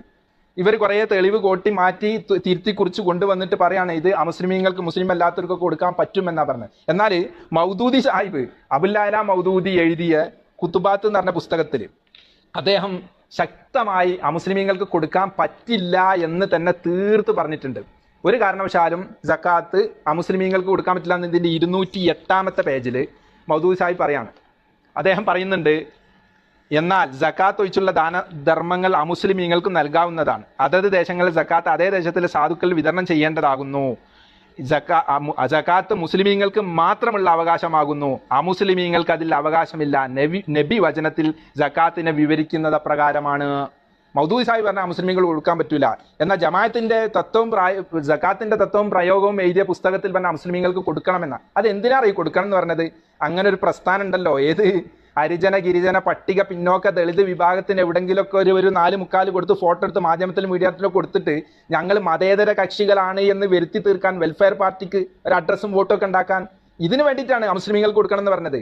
അമുസ്ലിമീങ്ങൾക്ക് സകാത്ത് കൊടുക്കാൻ ഒരു മൂക്ക് താഴോട്ടുള്ള ഒരു പണ്ഡിതൻ പറയില്ല. ഇവര് വ്യാഖ്യാനിച്ച് ഇസ്ലാമിന്റെ സകാത്ത് പാവപ്പെട്ട മുസ്ലിമീങ്ങളെ സമ്പത്ത് കൊള്ളടിക്കാൻ വേണ്ടി തട്ടിപ്പുണ്ടാക്കുകയാണ്. അമുസ്ലിമീങ്ങൾക്ക് സ്വതക്കം എടുത്തോട്ടെ, വീട് വെച്ചെടുത്തോട്ടെ, അവർക്ക് എന്തും ചെയ്തോട്ടെ, പരിശുദ്ധ ഇസ്ലാം അതൊക്കെ പ്രോത്സാഹിപ്പിക്കുന്നുണ്ട്. എത്രത്തോളം അമുസ്ലിമീങ്ങൾ മാത്രമല്ല, നമ്മളൊക്കെ കേട്ടതാണ്, ഒരു വിശന്ന് വലഞ്ഞ് പട്ടിക്ക് ഒരു സ്ത്രീ, വ്യഭിചാരി പെണ്ണ്, വേശ്യപ്പെണ്ണ് കുറച്ച് വെള്ളം കൊടുത്തതിന്റെ പേരിൽ മറ്റൊരു ചോദ്യം ഉത്തരവൊന്നും ഇല്ലാതെ ആ വേശ്യപ്പെണ്ണിനെ സ്വർഗത്ത് കയറ്റിയതാണ് മതം എന്നാണ് റസൂലുള്ളാഹി പഠിപ്പിച്ചത്. അമുസ്ലിമീങ്ങൾക്ക് കൊടുക്കാൻ പാടില്ല, നമ്മുടെ ഉമ്മക്ക് കൊടുക്കാൻ പാടില്ല, ഉമ്മക്കും കൊടുക്കാൻ പാടില്ല, ഭാര്യക്ക് കൊടുക്കാൻ പാടില്ല. അപ്പൊ അമുസ്ലിമീങ്ങൾ മോശക്കാരായതുകൊണ്ടല്ല, അപ്പൊ അങ്ങനെയാണ് ഉമ്മയും ഭാര്യയൊക്കെ മോശമാവില്ലേ? ഇസ്ലാമിന്റെ നിയമമാണ്. അമുസ്ലിമീങ്ങൾക്ക് അങ്ങനെ കുറെ നിയമമുണ്ട്. അവർ കറുപ്പെടുത്താൽ നമ്മളടുത്ത് ഭക്ഷണം കഴിക്കില്ല, അത് അവരെ നിയമമാണ്. സകാത്തും ഒളിയത്തിന്റെ അർച്ചയും അല്ലാത്ത വേറെ എന്തും കൊടുക്കുക, അവർക്ക് വേറൊരു പോത്ത് മൊത്തം അർച്ചു കൊടുത്തോളൂ, അല്ലെങ്കിൽ സകാത്തിന്റെ പൈസയിൽ അപ്പുറം അതല്ലാത്ത വേറൊരു 1 കോടി രൂപ കൊണ്ടുപോയി കൊടുത്തോളൂ. വളരെ നല്ല കാര്യം, പുണ്യമുള്ള കാര്യമാണ്, ചെയ്യണം. ജീവകാരുണ്യ പ്രവർത്തനം അവർക്ക് വേണ്ടി ചെയ്യണം. ഇത് സകാത്ത് കൊടുക്കാൻ പാടില്ല. ഒരു വിഭാഗം, അവര് മിസ്കിന്മാരെ പൈസ അങ്ങനെ തട്ടിപ്പിന് വേണ്ടിയിട്ട് ജമാഅത്തെ ഇസ്ലാമി ചെയ്യുന്ന ഒരു തട്ടിപ്പാണ് ആ പറഞ്ഞത്, അമുസ്ലിമീങ്ങൾക്ക് കൊടുക്കണം എന്ന് പറഞ്ഞു. മറ്റൊരു വിഷയം, ഇവർ പറയുന്നത് വിതരണ ജോലി ചെയ്യുന്ന ആളുകൾക്ക്, അതായത് സക്കാത്ത് വിതരണം നടത്തുന്ന ആളുകൾക്ക് സക്കാത്ത് കൊടുക്കണം എന്നാണ്. അതായത് അതിന്റെ കമ്മിറ്റിക്കാർക്ക്. അങ്ങനെ ഒരു വിഭാഗം ഇപ്പം ഇല്ല, അങ്ങനെ ഒരു വിഭാഗം ഇന്ന് നാട്ടിലില്ല, അങ്ങനെ ഉണ്ടാകാൻ പാടില്ല. ഇസ്ലാമിക ഗവൺമെന്റ് ഉള്ളിടത്ത് മാത്രമേ ആ വിഭാഗം ഉണ്ടാവുള്ളൂ എന്നൊക്കെ നമ്മൾ പറഞ്ഞാണ്, സക്കാത്തിന്റെ ജോലിക്കാർ. എന്നാൽ ആ വിഭാഗത്തിന് കൊടുക്കണം എന്ന് ആ വിഭാഗം ആരാണ് എന്നൊക്കെ കൃത്യമായി പുസ്തകത്ത് പറയുന്നുണ്ട്. സക്കാത്ത് ഗൈഡ് എന്ന് പറയുന്ന ജമാഅത്ത് ഇസ്ലാമിയുടെ IPHന്റെ ഡോക്ടർ A ഹലീം എഴുതിയ പുസ്തകത്ത് പറയാണ് സക്കാത്ത് ആർക്കൊക്കെ കൊടുക്കേണ്ടത്, അതിന്റെ ഓരോ വെട്ടിപ്പൊക്കെ ഇങ്ങനെ വിശദീകരിക്കേണ്ടത് ഇതിൽ. എന്നിട്ട് ഇവർ പറയാണ്, ഇതിന്റെ 56-ാമത്തെ പേജിൽ കൃത്യമായി ഇവർക്ക് ആരൊക്കെയാണ് സക്കാത്തിന്റെ ജോലിക്കാർ കേട്ടോളെ. 3-ാമത്തെ വിഭാഗമാണ് സക്കാത്തിന്റെ ജോലി. 8 വിഭാഗത്തിൽ 3-ാമത്തെ വിഭാഗമാണിത്. സക്കാത്തിന്റെ സംഭരണം നടത്തുന്ന ആൾക്ക് സക്കാത്ത് കൊടുക്കണം. വേർതിരിക്കുന്ന ആൾക്ക്, സൂക്ഷിക്കുന്ന ആൾക്ക്, കണക്കെടുക്കുന്ന ആൾക്ക്, രജിസ്റ്ററുകൾ സൂക്ഷിക്കുന്ന ആൾക്ക്, കാവൽ നിൽക്കുന്ന ആൾക്ക്, വിതരണത്തിലായ ജോലി നിർവഹിക്കുന്ന ഉദ്യോഗസ്ഥന്മാർക്കും തൊഴിലാളികളും സക്കാത്ത് ജോലിക്കാർ അവരുടെ ശമ്പളം കൂലിയും സക്കാത്ത് വീതത്തിൽ നിന്നെടുക്കേണ്ടതാണ്. അപ്പൊ ജമാഅത്ത് ഇസ്ലാമി ഇപ്പൊ ഒരു സക്കാത്ത് കമ്മിറ്റി 2000 മുതൽ ഉണ്ടാക്കി നടക്കുന്നുണ്ടല്ലോ. അപ്പൊ ഇപ്പൊ ആർക്കൊക്കെ അതിന് പൈസ കിട്ടും? ഈ ഓരോ ഓഹരി അവർ തട്ടിപ്പോയി, ഓരോ ഓഹരി അവർ ഹിന്ദുക്കൾക്ക് എന്ന് പറഞ്ഞ് മാറ്റി വെച്ചു, ഓരോ ഓഹരി ഇങ്ങനെയും അവർ മാറ്റിവെക്കാണ്. അതായത് ഇതിന്റെ വിതരണക്കാരെന്ന് പറഞ്ഞാൽ അതൊക്കെ പാവപ്പെട്ടവർ കിട്ടേണ്ട പൈസയാണ്. ഇവർ ഹിറാ സെന്ററിൽ പോയിട്ട് ഓരി വെക്കാണ്. ഇവരിതിന്റെ ശേഖരിക്കുന്ന ആള്, വിതരണം ചെയ്യുന്ന ആള്, സൂക്ഷിക്കുന്ന ആള്, ഇവരാരാണ് ഇതിനാക്കിയത്? ആരാണ്? ഇവർക്ക് എന്ത് അധികാരമാണ് ഇതുള്ളത്? എന്നിട്ട് ഇനിയും കേട്ടോളൂ, ജോലിയോ കൂലി എത്രയോ അത്രയും ആകാമെന്ന് അവരുടെ വിഹിതം 8/1 പരിമിതമാണെന്നും അഭിപ്രായമുണ്ട്. ഈ 1 ലക്ഷം കിട്ടിയാൽ 8/1 പറയുമ്പോൾ ഒരു 12,500 രൂപ ഉണ്ടാവും, അത്ര എടുത്താൽ മതി. അതല്ല എത്രയാകാമെന്നും അഭിപ്രായം ഉണ്ടല്ലോ. ഇനി കേട്ടോളൂ, സക്കാത്ത് ഉദ്യോഗസ്ഥന് ധനികനാണെങ്കിലും സക്കാത്ത് വിഹിതം സ്വീകരിക്കാവുന്നതാണ്. അയാൾ നിർവഹിച്ച ജോലിയുടെ പ്രതിഫലമാണത്. അതായത് ഇവരെ ഓഫീസിലുള്ള ഇറാ സെന്ററിലുള്ള ആൾ വലിയ കോടീശ്വരനാവുക, ചിലപ്പോൾ BMW ഒക്കെ ഉള്ള ആളാവും, എന്നാലും അയാൾക്ക് ഒരു ഓഹരി എടുക്കാന്നാ പറഞ്ഞത്. ഇതൊക്കെ എന്തെല്ലാം ഇവർ ഇസ്ലാമിന്റെ പേരിൽ തട്ടിപ്പും വെട്ടിപ്പും ഉണ്ടാക്കുന്ന ഓരോ വിഷയം യുക്തിപരമായി നിങ്ങളൊന്ന് ചിന്തിച്ചു നോക്കൂ. ഇങ്ങനെ പോയാൽ പിന്നെ ഓരി വെക്കാൻ പിന്നെ എന്തായാലും ഉണ്ടാവുക? പാവപ്പെട്ട മുസ്ലിമീങ്ങൾക്ക് എന്താ ഉണ്ടാവുക? ഇവരൊന്നും ഇല്ലാത്ത കാലത്ത്, ഈ കമ്മിറ്റി ഒന്നും ഇല്ലാത്ത കാലത്ത് ആളുകൾക്കൊക്കെ ഈ സക്കാത്തുകളൊക്കെ കിട്ടിയിരുന്നു, അവരതുകൊണ്ടൊക്കെ കഴിഞ്ഞിരുന്നു. ഇവർ കുറച്ച് ആളുകൾ കൂടി ഇത് വാങ്ങിച്ച് ഇവരെ സംഘടന ഉണ്ടാക്കാൻ നടക്കുകയാണ്. ഇനി ഇതിന്റെ 3 ഭാഗമായി ഇപ്പം പറഞ്ഞു. ഇനി അടുത്ത ഭാഗം കേട്ടോളെ, അത് അതിലേറെ വിറ്റാണ്. ഇത് ഹൃദയം ഇണക്കപ്പെട്ടവർ എന്ന് പറഞ്ഞിട്ട് ഇസ്ലാമിലേക്ക് കടന്നു വന്ന ആളുകളെ പറ്റിയാണ് പറഞ്ഞത്. അവർക്ക് സക്കാത്ത് കൊടുക്കാം എന്ന് പറയുന്നുണ്ട്. എന്നിട്ട് സക്കാത്തിൽ നിന്നുള്ള ഒരു വിഹിതം എന്നേക്കുമായി അവർക്ക് കൊടുക്കുന്നതിനെ കുറിച്ചൊക്കെ അങ്ങനെ പറയുന്നു. 5-ാമത്തെ ഒരു വിഭാഗം പറയുന്നത്, ഈ 4-ാമത്തെ വിഭാഗം പറയുന്നതും ഹൃദയമിണക്കപ്പെട്ടവര് എന്ന് പറയുന്നത് അതിലും അമുസ്ലിമീങ്ങൾ ഉണ്ട് എന്നാണ് ഇവരുടെ അഭിപ്രായം. അതിനാൽ ഹൃദയമിണക്കപ്പെട്ടവർ എന്നതുകൊണ്ട് ഉദ്ദേശിക്കുന്നത് ഇസ്ലാമിനോട് മാനസികമായി അടുത്ത അമുസ്ലിമീങ്ങളാണെന്നൊരു പക്ഷവും പണ്ട് മുതലേ ഉണ്ട്. ഈ പുസ്തകത്തിന്റെ 165-ാമത്തെ പേജാ. മുസ്ലിമീങ്ങളെ സമ്പത്തുണ്ട് കണ്ട് ഈ ചങ്ങായിമാർ ചെയ്യുന്ന പണി കണ്ടില്ലേ? ഇനി കേട്ടോളെ, ഇതിന് 5-ാമത്തെ വിഭാഗം അടിമത്ത മോചനാണ്. അങ്ങനെ ഒരു വിഭാഗം ഇല്ല. ഈ 3-ാമത്തെ വിഭാഗം സക്കാത്തിന്റെ ജോലിക്കാരാണ്. അങ്ങനെ ഒരു വിഭാഗം ഇല്ല എന്ന് പറഞ്ഞപ്പോൾ ഇവർ പറയുന്ന വാക്ക്, അതൊരു ഇസ്ലാമില്ല, ഗവൺമെന്റ് ഇല്ലാത്തവർക്ക് കമ്മിറ്റി ഉണ്ടാക്കി പറ്റും കമ്മിറ്റി കൊണ്ട് ശേഖരിക്കാൻ പറ്റും എന്നുള്ളതാണ് അതിന്റെ അർത്ഥം. അങ്ങനെ ഒരു വിഭാഗം ജോലിക്കാർക്ക് സക്കാത്ത് കൊടുക്കാന്ന് പറഞ്ഞാൽ എല്ലായിടത്തും കമ്മിറ്റി ഉണ്ടാക്കണം എന്ന് അതിന്റെ അർത്ഥം എന്നൊക്കെ പറഞ്ഞ് ഇവർ കമ്മിറ്റി ന്യായീകരിക്കുന്നുണ്ട്, ഇവരെ ബുദ്ധിക്കനുസരിച്ച് ന്യായീകരിക്കുക. അങ്ങനെയാണെങ്കിൽ അഞ്ചാമത്തെ വിഭാഗം അടിമത്ത മോചനം എന്നാണ്. അടിമകൾ ഇപ്പം ഉണ്ടോ? അടിമകളുണ്ടോ? അടിമത്ത മോചനത്തിനാണ് ഒരു വിഭാഗം. അത് അക്കാലഘട്ടത്തിലുള്ള വിഭാഗത്തിനെ കുറിച്ച് പറഞ്ഞതാ. 8 വിഭാഗം തേടി പിടിച്ച് എല്ലാവർക്കും കൊടുക്കണം എന്നൊന്നുമില്ല, ഉള്ളവർക്ക് കൊടുത്താൽ പോരെ. അപ്പോൾ അടിമത്ത മോചനത്തിന് വേണമെങ്കിൽ ഇപ്പോൾ കുറെ ഷൂറയിൽ കുറെ ആളുകൾക്ക് ഇപ്പോൾ അടിമനെ നിർമ്മിക്കേണ്ടി വരില്ലോ, പെണ്ണുങ്ങളെ കൊണ്ട് അടിമ ആക്കിയിട്ട് പിന്നെ അവരെ മോചിപ്പിക്കാൻ കൊടുക്കുക. അപ്പോൾ ഇവർക്ക് പറ്റിയ രീതിയിലൊക്കെ ഇവർ, എന്നിട്ടോ അടിമ ഇല്ലാത്തതുകൊണ്ട് ഇവർ ചെയ്യുന്ന പണി എന്താണ് കേട്ടോളെ. നിയമപരമായി അടിമകൾ ഇന്നില്ല, പക്ഷേ ഭൂപ്രഭുക്കളുടെ അടിമകളായി ജീവിതകാലമത്രയും അവർക്ക് ജോലി ചെയ്ത് മാത്രം ജീവിക്കാൻ വിധിക്കപ്പെട്ടവരും അധിനിവേശം മൂലം സ്വാതന്ത്ര്യം നിഷേധിക്കപ്പെട്ട അടിമകളാക്കപ്പെട്ട ജനതകളും നാടുകളും ഇന്നുമുണ്ട്. ഏകാധിപത്യ സാമ്രാജ്യത്വ ശക്തികളും അടിമകളാക്കി വെച്ച ജനവിഭാഗങ്ങൾ ഏത് വിശ്വാസക്കാരായാലും അവർ നടത്തുന്ന സ്വാതന്ത്ര്യ സമരങ്ങൾ അടിമത്ത മോചനത്തിന് തന്നെയാണ്. ഫലസ്തീനും ചെച്നിയയും അതുപോലെ മറ്റനേകം ജനതകളിലും നടത്തുന്ന സ്വാതന്ത്ര്യ സമരങ്ങൾക്ക് സഹായം നൽകാൻ ഇത് മുഖേന കഴിയും. ഇത് ഇവരെ നേതാക്കന്മാർ പറഞ്ഞ റഷീദ് റിള, ഷെയ്ഖ് മഹ്മൂദ് എന്നൊക്കെ പറഞ്ഞ ഇവരെ ആളുകൾ പറഞ്ഞു. എന്ന് വെച്ചാൽ ഈ സക്കാത്ത് ഫണ്ട് കൊണ്ടുപോയിക്കാണ്ട് ഇവർ നടത്തുന്ന വിപ്ലവ മുന്നേറ്റങ്ങൾക്ക് ചെലവഴിക്കുക എന്നാണ് പറഞ്ഞുകൊണ്ടുവരുന്നത് എന്ന് മൗദൂദി തന്നെ ഇതിനെപ്പറ്റി വിശദമായിട്ട് പറഞ്ഞിട്ടുണ്ട്. അത് സംഘടനയ്ക്ക് ചെലവഴിക്കാം, അതുപോലെ പ്രസ്ഥാനത്തിന്റെ സംഘടന മീൻസ് ചില ആളുകളൊക്കെ ജയിലിൽ കുടുങ്ങി, അപ്പൊ അവരെ ജാമ്യത്തിന് വേണ്ടി ചെലവഴിക്കാം, അതുപോലെയുള്ള ആളുകളെ രക്ഷപ്പെടുത്താൻ, പല കുടുങ്ങിയ ആളുകളെയൊക്കെ രക്ഷപ്പെടുത്താൻ ചെലവഴിക്കാം എന്നൊക്കെ പറഞ്ഞിട്ട്, എന്ന് വെച്ചാൽ ആ ഫണ്ടും ആ ഒരു വിഭാഗത്തിന്റെ ക്യാഷും പാവപ്പെട്ട മുസ്ലിമീങ്ങളുടെ അടുത്തേക്ക് എത്താൻ വളരെ പ്രയാസമാണ്. എന്ന് വെച്ചാൽ ഇവരെല്ലാവിധ കണക്കും കാര്യങ്ങളൊക്കെ കഴിഞ്ഞ് ഇവരെ പ്രവർത്തകരെവിടെ കേസ് കുടുങ്ങിയതും പ്രശ്നങ്ങളൊക്കെ തീർന്ന് ഇവരെ എവിടെയെങ്കിലും ഏതെങ്കിലും സ്ഥലത്ത് വലിയ ഇൻഗ്ലാബ് വിളിക്കാൻ പോയിട്ട് കുടുങ്ങിയിട്ടുണ്ടെങ്കിൽ അതൊക്കെ കഴിഞ്ഞിട്ടേ മുസ്ലിമീങ്ങൾക്ക് ആ പൈസ കിട്ടുള്ളൂ എന്നർത്ഥം. അത് അഞ്ചാമത്തെ വിഭാഗം.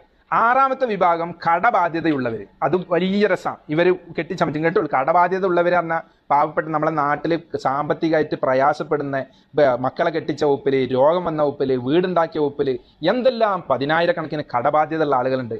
അവരൊക്കെ എനിക്ക് കൊടുക്കേണ്ടത് ഇവർ പറഞ്ഞത് വരൾച്ച, വെള്ളപ്പൊക്കം, അഗ്നിബാധ, ഭൂകമ്പം, സുനാമി തുടങ്ങിയ പ്രകൃതി വിപത്തുണ്ടാകുമ്പോൾ അതിന് വിധേയമായി പ്രയാസങ്ങളും ദുരിതങ്ങളും അനുഭവിക്കേണ്ടി വരുന്നവരെ സഹായിക്കുന്നതിനും സക്കാത്തിന്റെ ധനം ഉപയോഗപ്പെടുത്താവുന്ന വകുപ്പാണിത്. എന്ന് വെച്ചാൽ ജമാഅത്ത് ഇസ്ലാമി ഭൂകമ്പം, പ്രളയവും, നിപ്പൊക്കെ ഉണ്ടാക്കിയെടുത്ത് പോയിട്ട് ലക്ഷങ്ങൾ ഒഴുക്കുന്നുണ്ടെങ്കിൽ അത് ആരോടും പിരിച്ചു വന്നിട്ടല്ല, ഇങ്ങനൊരു വകുപ്പ് അപ്പനാ കയ്യിൽ ഉസ്മേ അത് അങ്ങനെ അതിന് വാരിക്കൊണ്ടുപോകാണെന്ന് അർത്ഥം. എന്തൊരു സുഖമുള്ള പരിപാടിയാണ് ജമാഅത്ത്. ഞാൻ നേരത്തെ പറഞ്ഞ് ഓർക്കണം, ജമാഅത്ത് ഇസ്ലാമിക്കാർ 2.5% ദുനിയാവിൽ ഒരു സംഘടനക്ക് ഒരു മനുഷ്യൻക്കും കൊടുക്കൂല. അത് ഇവരെ ഫണ്ടിൽ മാറ്റി വെക്കാണ്, സംഘടനക്ക് നേരത്തെ കൊടുക്കാൻ തുടങ്ങിയാണ്. മറ്റുള്ള സുന്നികളെയും ജനറൽ വിഭാഗക്കാരായ ആളുകൾ, രാഷ്ട്രീയക്കാരതൊക്കെ മേടിച്ചിട്ടാണ് ഈ തോന്നിയാസം ചെയ്യുന്നത്. പല സംഘടനകൾ പ്രളയത്തിന്റെ സമയത്തും ഭൂകമ്പത്തിന്റെ സമയത്തൊക്കെ എന്തെല്ലാം പ്രവർത്തനങ്ങൾ ചെയ്യും, ദുരിതാശ്വാസ പ്രവർത്തനം ചെയ്യുന്നുണ്ട്. വെള്ളപ്പൊക്കത്തിലും വളർച്ചയിലും അഗ്നിബാധയിലും ഭൂകമ്പത്തിലൊക്കെ അവരൊക്കെ മറ്റുള്ളവർ പിരിച്ചിട്ട് അല്ലെങ്കിൽ പ്രസ്ഥാനം സ്വന്തമായി ആളുകളിൽ നിന്ന് കണ്ടെത്തിയിട്ടാണ് കൊടുക്കുന്നത്. എന്നാ ഇവരങ്ങനെയല്ല കൊടുക്കുന്ന, ഇവർ കൊടുക്കേണ്ട വകുപ്പാണ് പറഞ്ഞ സക്കാത്തിന്റെ. കടം കയറിയ വിഭാഗത്തിന് പരിശുദ്ധ ഖുർആൻ കൊടുക്കാൻ പറഞ്ഞ പൈസയാണ് ഇവർ ഭൂകമ്പത്തിന് കൊണ്ടുപോയി കൊടുക്കുന്നത്. ഇനി കേട്ടോളൂ. മറിച്ച് പൗരന്മാരുടെ ആവശ്യ സന്ദർഭത്തിൽ സ്വയം പ്രവർത്തനക്ഷമമാവുന്ന രാഷ്ട്രത്തിന്റെ ഒരു സാമൂഹിക സുരക്ഷിത പദ്ധതിയായിട്ടാണ് രംഗത്ത് വരുന്നത്. പണ്ടെന്ന് മാത്രമല്ല, ഇന്നും പൊതുവെ മറ്റു രാഷ്ട്രങ്ങളൊന്നും പൂർണ്ണമായി ഏറ്റെടുക്കാത്ത പൗരന്മാരോടുള്ള ബാധ്യതയാണ് ഇവിടെ ഇസ്ലാമിക രാഷ്ട്രം ഏറ്റെടുക്കുന്നത്. ഇതുപോലെ മരിച്ച വ്യക്തിക്ക് കടമുണ്ടെങ്കിൽ അതും വീട്ടാൻ ഈ വക അനന്തര സ്വത്തിൽ ഇല്ലെന്ന് വെച്ചാൽ അതിനും ഇതിൽ നിന്ന് എടുക്കാവുന്നതാണ്. മരിച്ച ആളുകളുടെ കടക്കെ വീട്ടുക. അങ്ങനെ ജമാഅത്ത് ഇസ്ലാമി കോടികൾ കിട്ടിയിട്ട് നിങ്ങളെ നാട്ടിലൊക്കെ എത്ര മരിച്ച ആളെ കട ഒരു വന്ന് വീട്ടിയെന്നൊന്ന് ചിന്തിച്ചു നോക്കണ്ടേ. ഇനി അടുത്തതൊന്ന് പറയാണ്. ഇനി മറ്റൊരു വിഭാഗം, ഏഴാമത്തെ വിഭാഗമാണ്. അള്ളാഹുവിന്റെ മാർഗത്തിൽ യുദ്ധം ചെയ്യുന്ന ആളുകളെ പറ്റിയാണ് ഖുർആൻ ഈ വിഷയം പറഞ്ഞെങ്കിൽ ജമാഅത്ത് ഇസ്ലാമി പറയുന്നത് മറ്റൊരു രീതിയിലാണ്. അള്ളാഹുവിന്റെ മാർഗത്തിൽ ജിഹാദ് സമരം മാത്രമാണെന്ന് അനേകം പണ്ഡിതന്മാർ അഭിപ്രായപ്പെട്ടിരിക്കുന്നു. ജിഹാദ് അള്ളാഹുവിന്റെ മാർഗത്തിൽ പെടുന്നതല്ലാതെ അതും മാത്രമാണ് അള്ളാഹുവിന്റെ മാർഗം എന്ന് പറയാൻ തെളിവുകളൊന്നും അവർ അവതരിപ്പിച്ചതായി കാണുന്നില്ല. എന്ന് വെച്ചാൽ യുദ്ധം ചെയ്യൽ മാത്രമല്ല ജിഹാദ്, അങ്ങനെയാണ് എന്ന് തെളിവാരും കൊണ്ടുവന്നിട്ടില്ല എന്ന് പറഞ്ഞിട്ട് ആ പൈസ, ജിഹാദിനുള്ള പൈസ, യോദ്ധാക്കൾക്കുള്ള പൈസയും കൂടെ ഇവർ മേടിച്ചെടുക്കാനുള്ള ശ്രമമാണ് ഈ വളച്ചെടുത്ത് കാണിക്കുന്നത്.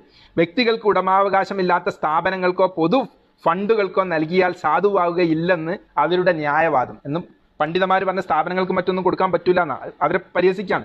അതിനാൽ യോദ്ധാക്കൾക്ക് തന്നെ വ്യക്തിപരമായി നൽകുന്നതല്ലാതെ സമരസമിതിക്കോ യുദ്ധ ഫണ്ടിലേക്കോ നൽകിയാൽ സാധുവാകുകയില്ലെന്ന് കൂടി അവരിൽ ചിലത് വാദിക്കുന്നു. ഇത് പക്ഷേ ശരിയാവില്ല. മനസ്സിലാക്കാൻ ഖുർആൻ പ്രയോഗം തന്നെ വിലയിരുത്തിയാൽ മതിയാകും. സകാത്ത് വാങ്ങാൻ അർഹതപ്പെട്ട 8 വിഭാഗങ്ങൾ പറഞ്ഞപ്പോൾ ഇങ്ങനെ വിശദീകരിച്ച് പറയാം. നിലനിൽക്കാൻ അർഹതയില്ലാത്ത ഇത്തരം ന്യായങ്ങൾ പറഞ്ഞ് ഇന്ത്യയെ പോലെ മുസ്ലിമീങ്ങൾ ന്യൂനപക്ഷമായി താമസിക്കുന്ന പ്രദേശങ്ങളിൽ അത്രമാത്രം പ്രാധാന്യമുള്ള പൊതുവായ ദീനി സംരംഭങ്ങളെ സക്കാത്തിന്റെ പരിധിയിൽ നിന്ന് ഒഴിവാക്കുന്നത് ഒരു വിധത്തിലും ന്യായീകരിക്കാൻ പറ്റില്ല. ദീനി സംരംഭങ്ങൾക്ക് കൊടുക്കണം, അവരെ കടം വീട്ടി കൊടുക്കണം എന്ന് ജമാഅത്ത് ഇസ്ലാമിന്റെ കമ്മിറ്റിന്റെ കടം വീട്ടണം എന്ന പാകം പറഞ്ഞതിന്റെ തുക. ഇതും റഷീദ് റിയാദ്, ഷെയ്ഖ് മുഹമ്മദ് ഒക്കെ പറഞ്ഞ ഓരോ വിഷയങ്ങൾ ഇവരുടെ നേതാക്കന്മാർ പറഞ്ഞതാണ്. ഇന്നിപ്പോൾ ഇസ്ലാമിക പ്രബോധനം ചെലവേറിയ കാര്യമാണ്. ഇനി കേട്ടോളൂ, ഇന്നിപ്പോൾ ഇസ്ലാമിക പ്രബോധനം ചെലവേറിയ കാര്യമാണ്. അതേതായാലും അള്ളാഹുവിന്റെ മാർഗേണമെന്ന കാര്യത്തിൽ തർക്കമുണ്ടാവുകയില്ല. ഇസ്ലാമിനെതിരെ ശത്രുക്കളുടെ പ്രചാരണത്തെ തടയുക, ഈ പൈസ എടുത്തു കണ്ട് തടയാനപ്പോൾ പറഞ്ഞത്, അവരുടെ വാദങ്ങൾക്കും ആരോപണങ്ങൾക്കും മറുപടി പറയുക. ജമാഅത്ത് ഇസ്ലാമി പിരിച്ച ഫണ്ട് കൊണ്ട് ഏത് സംഘടനയുടെ മറുപടി അവർ പറയാൻ പോണേ? ജമാഅത്ത് ഇസ്ലാമി സംവാദത്തിന് പോകല്ല, മുഖാമുഖത്തിന് പോകല്ല, ഗണ്ണനത്തിന് പോകല്ല. പിന്നെ എന്തിനാ അവർക്ക് സക്കാത്ത് ഫണ്ട്? എന്ത് മറുപടി പറയാനാ? ഈ വിഷയത്തിൽ പുസ്തകങ്ങളും ലേഖനങ്ങളും പത്രമാസികകളും പ്രസിദ്ധീകരിക്കുക.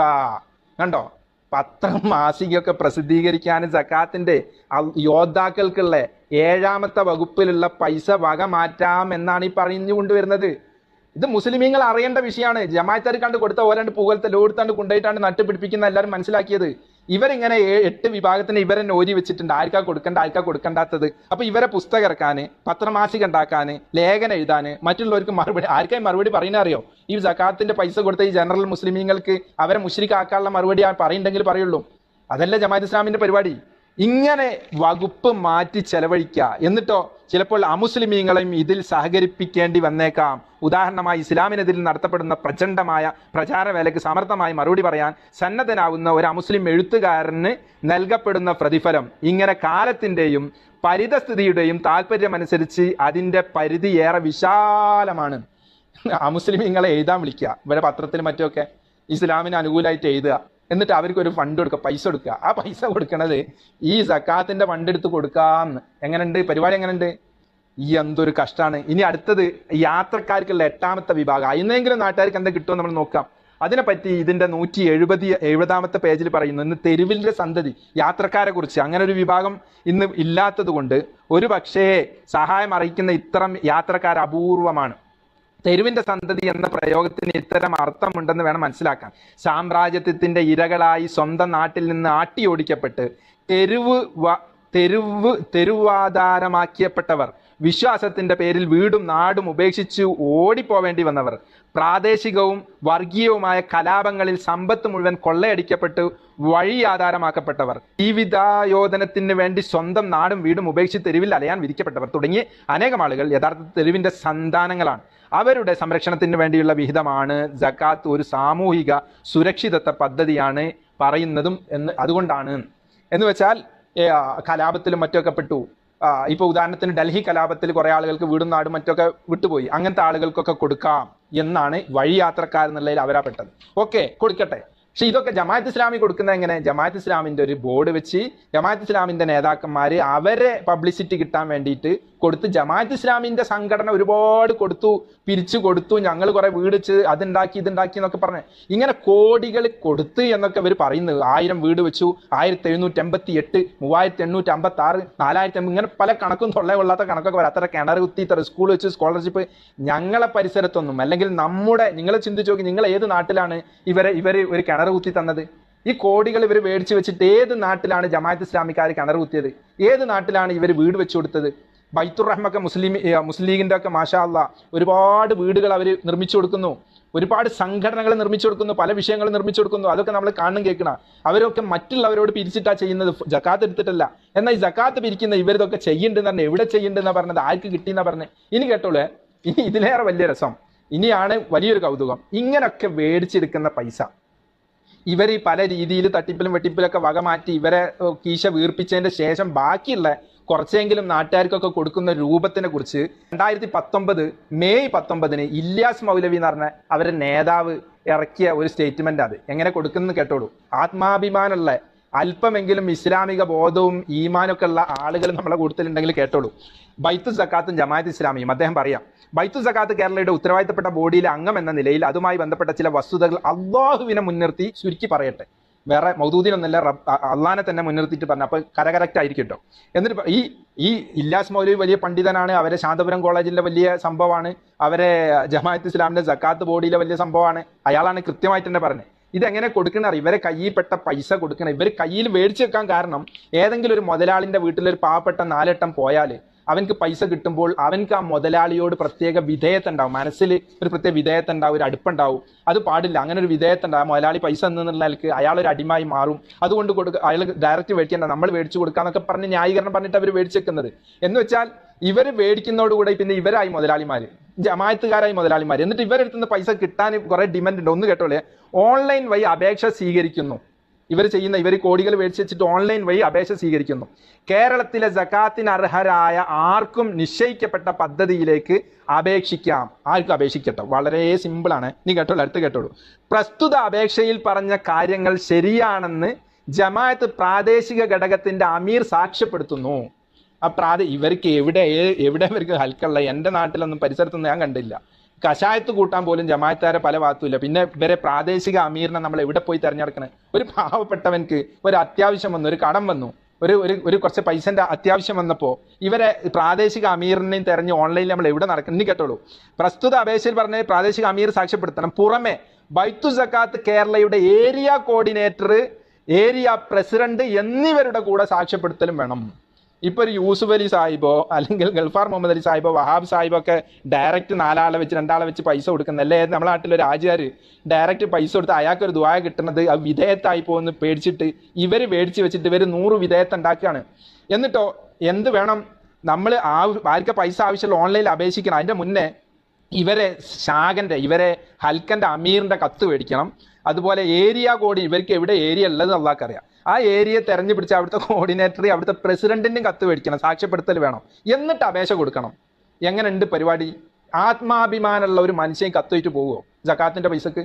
ഇനി പോയാൽ തന്നെ അത് ജമാഅത്ത് ഇസ്ലാമിക്കാരനല്ലാത്ത ഒരു അന്യ പ്രസ്ഥാനക്കാരൻ പോയി കോടികൾ എല്ലാവരും കൂടെ അവർ മേടിച്ച് പുട്ടടിച്ച് ബാങ്കിലിട്ടിട്ട് ഒരു സുന്നിന്റെ ഒരാൾ പോവോ, ഒരു സെൽഫിന്റെ ആൾ പോവോ, അല്ലെങ്കിൽ മറ്റൊരു സംഘടനയുടെ ആളുകൾ പോവോ? പോവട്ടെ എന്ന് ഏതെങ്കിലും പാവപ്പെട്ടവൻ ഒരാളോട് അഭിപ്രായം ചോദിച്ചാൽ ആ ജമാഅത്തുകാരന്റെ തരികിടാണ്, ആ സംഘടനയൊക്കെ ആളെടുക്കാനുള്ളതാണ്, അതുകൊണ്ടാണ് പോവണ്ടെന്നല്ലേ പറയുള്ളൂ. ഇനി ഒരാൾ കഷ്ടപ്പെട്ട് അയാളെ ദുരിതം കാരണം ഒരു കത്തൊക്കെ ഒപ്പിച്ച് ഇവരെ കയ്യും കാലൊക്കെ പിടിച്ച് കത്ത് കിട്ടണമെങ്കിലൊക്കെ വലിയ വിഷയമാണ്. മുമ്പ് ഒരാൾക്ക് ഒളിയത്തിന്റെ ഇറച്ചി ഒരു സ്ത്രീ കൊണ്ടുപോയി കൊടുത്ത കഥ ഞാൻ കേട്ടിട്ടുണ്ട്. ആ ഇറച്ചി കൊടുക്കുമ്പോൾ പറഞ്ഞാൽ ഖുർആൻ ക്ലാസ്സിന് വരാം, അത് പറ്റില്ല, എന്നാൽ ഇറച്ചി വേണ്ട, ഇറച്ചി തിരിച്ചുകൊണ്ടേ. ഇവരെ സക്കാത്ത് വേണ്ടി ഇവരതാണെന്നും പറഞ്ഞിട്ട് ഇവർ കൊടുക്കുന്നത്. ഇവരെല്ലാതിന്റെ മുതലാളിമാർ. ആ പാവപ്പെട്ടവന്റെ സമ്പത്ത് ഇവർ ചൂഷണം ചെയ്ത് മേടിച്ച് വെച്ചതാണ്. അത് കിട്ടണമെങ്കിൽ ഇവർക്ക് 100 കത്ത് കൊടുക്കണം, ഇവർ ഓൺലൈനിൽ അപേക്ഷിക്കണം. ആത്മാഭിമാനമുള്ള ഇസ്സത്തുള്ള ഒരാളെ ചെയ്യോ? ഈ സക്കാത്ത് എന്ന് പറഞ്ഞാൽ തന്നെ ഈ ആരും കാണാതെ അങ്ങനെ കൊണ്ടുപോയി കൊടുക്കേണ്ട വിഷയമല്ലേ? എന്നിട്ട് ഇവരിങ്ങനെ ഓൺലൈനിൽ വലിയ അപേക്ഷയും തേങ്ങാക്കൊലയൊക്കെ ആയിട്ട് മുസ്ലിമീങ്ങളെ പൈസ മേടിച്ചാണ് ചെയ്യുന്നത്. ഇനി കേട്ടോളൂ, അങ്ങനെ ലഭിക്കുന്ന അപേക്ഷകളിൽ എല്ലാ തിങ്കളാഴ്ചയും രാവിലെ 10 മണി മുതൽ വൈകിട്ട് വരെ യോഗ്യം ചേർന്ന് തീരുമാനിക്കും. ഇങ്ങനെ കിട്ടുന്ന അപേക്ഷ ഇനിയിപ്പം ഇവർ തീരുമാനിക്കണം. ഇത് നമ്മളെ ആൾ തന്നെയാണ്, നമ്മളെ സെക്രട്ടറി തന്നെ ഒപ്പിട്ട്, നമ്മളെ ഹൽക്കന്റെ അമീർ തന്നെയാണ് ഒപ്പിട്ടത്, ഇനി മറ്റേതിന്റെ ആളാണോ എന്നാ അവനക്ക് പൈസ കഴിഞ്ഞ കാര്യം. ഒപ്പും കിപ്പൊന്നും ഇല്ലെങ്കിൽ പൈസ ഇല്ല.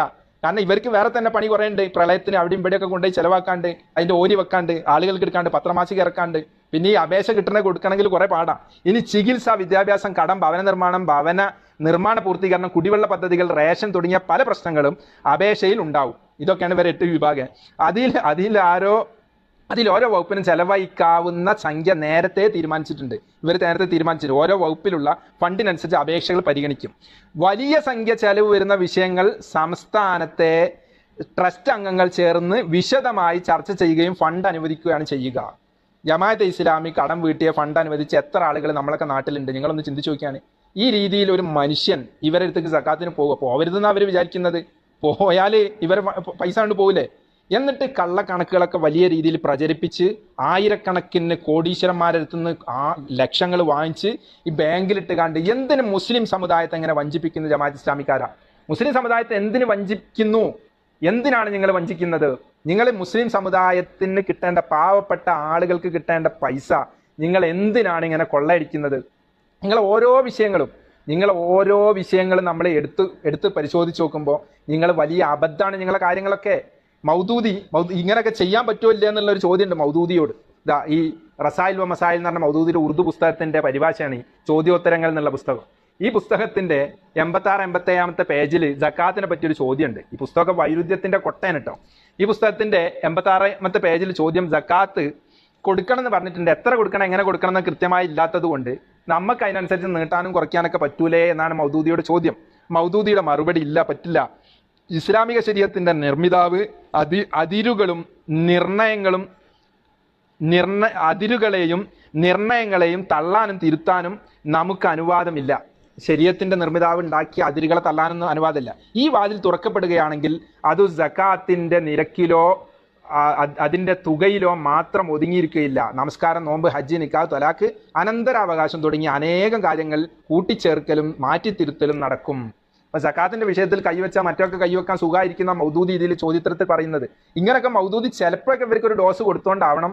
മൗദൂദി ഞങ്ങൾക്ക് ഒന്നുമല്ല, മൗദൂദി എന്ന് പറഞ്ഞാണ്ട് മൗദൂദിയുടെ ലിഖിതങ്ങളും പ്രമാണങ്ങളൊക്കെ തള്ളിയത്.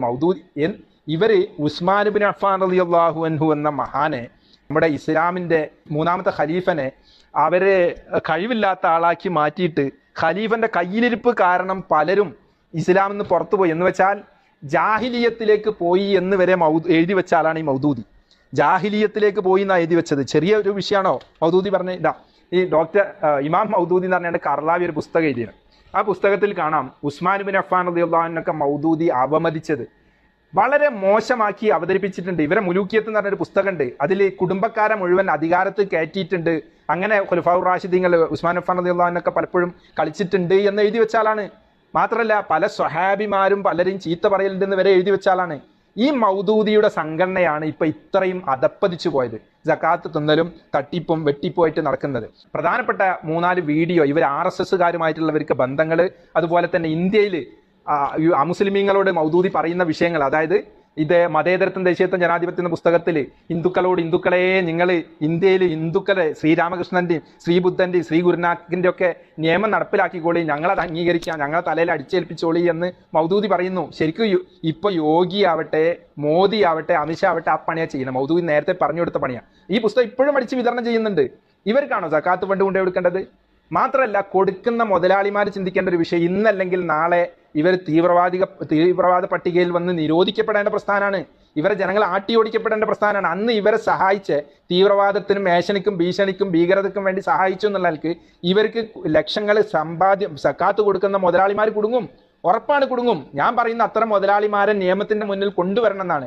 ഒന്ന്, ഇസ്ലാമിന്റെ പാവപ്പെട്ട ആളുകൾക്ക് കിട്ടുന്നത് ഇല്ലാതാക്കുന്നു. മറ്റൊന്ന്, ഇവരെ പോലത്തെ തീവ്രവാദ പ്രസ്ഥാനങ്ങൾക്ക് പൈസ കൊടുക്കുന്നു. രണ്ടും പ്രശ്നമല്ലേ?